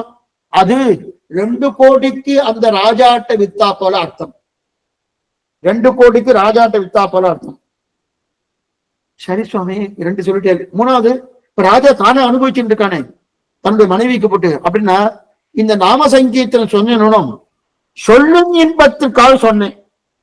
அப்பனா என்ன அர்த்தம், அந்த மாணிக்க கல்லை தன்னுடைய மனைவிக்கு அட்டிகை போட்டு கொண்டு தானே அனுபவிக்கிறானோ, அப்ப அந்த நாம சங்கீர்த்தனம் சொல்லும் இன்பத்துக்காக சொன்னேனோ, சொல்லும் இன்பத்துக்காக சொன்ன நாம அனுபவிக்கிற அர்த்தம். இப்ப இத்தனை நாள் நம்ம 3 பார்த்த போனோம். ஒண்ணு, சம்பளவன் வித்தது 50 ரூபாய்க்கு, வியாபாரி வித்தது 2 கோடிக்கு, ராஜா தன்னுடைய மனைவிக்கு போட்டு தானே அனுபவித்தான் இல்லையா. இந்த 3ல எது நமக்கு தேவைன்னா தான் அனுபவிக்கத்தான் தேவை. அப்ப என்ன, சொல்லும் இன்பத்துக்காக பண்ணணுமே தவிர எனக்கு சம்பளவன் வித்தா போல 50 ரூபாய் வித்தா போல வியாதி தொலையணும், புத்திர பிராப்தி ஏற்படணும், கல்யாணம் ஆகணும், உத்தியோக பிராப்தி ஏற்படணும், அது சம்பளவனும் 50 ரூபாய்க்கு வித்தா போல. இல்ல சுவாமி மோட்சம் தான் எனக்கு வேணும், அது கூட கேட்கக்கூடாது. அப்ப மோட்சம் தான் வேணும்னா என்ன அர்த்தம், 2 கோடிக்கு வித்தா போல.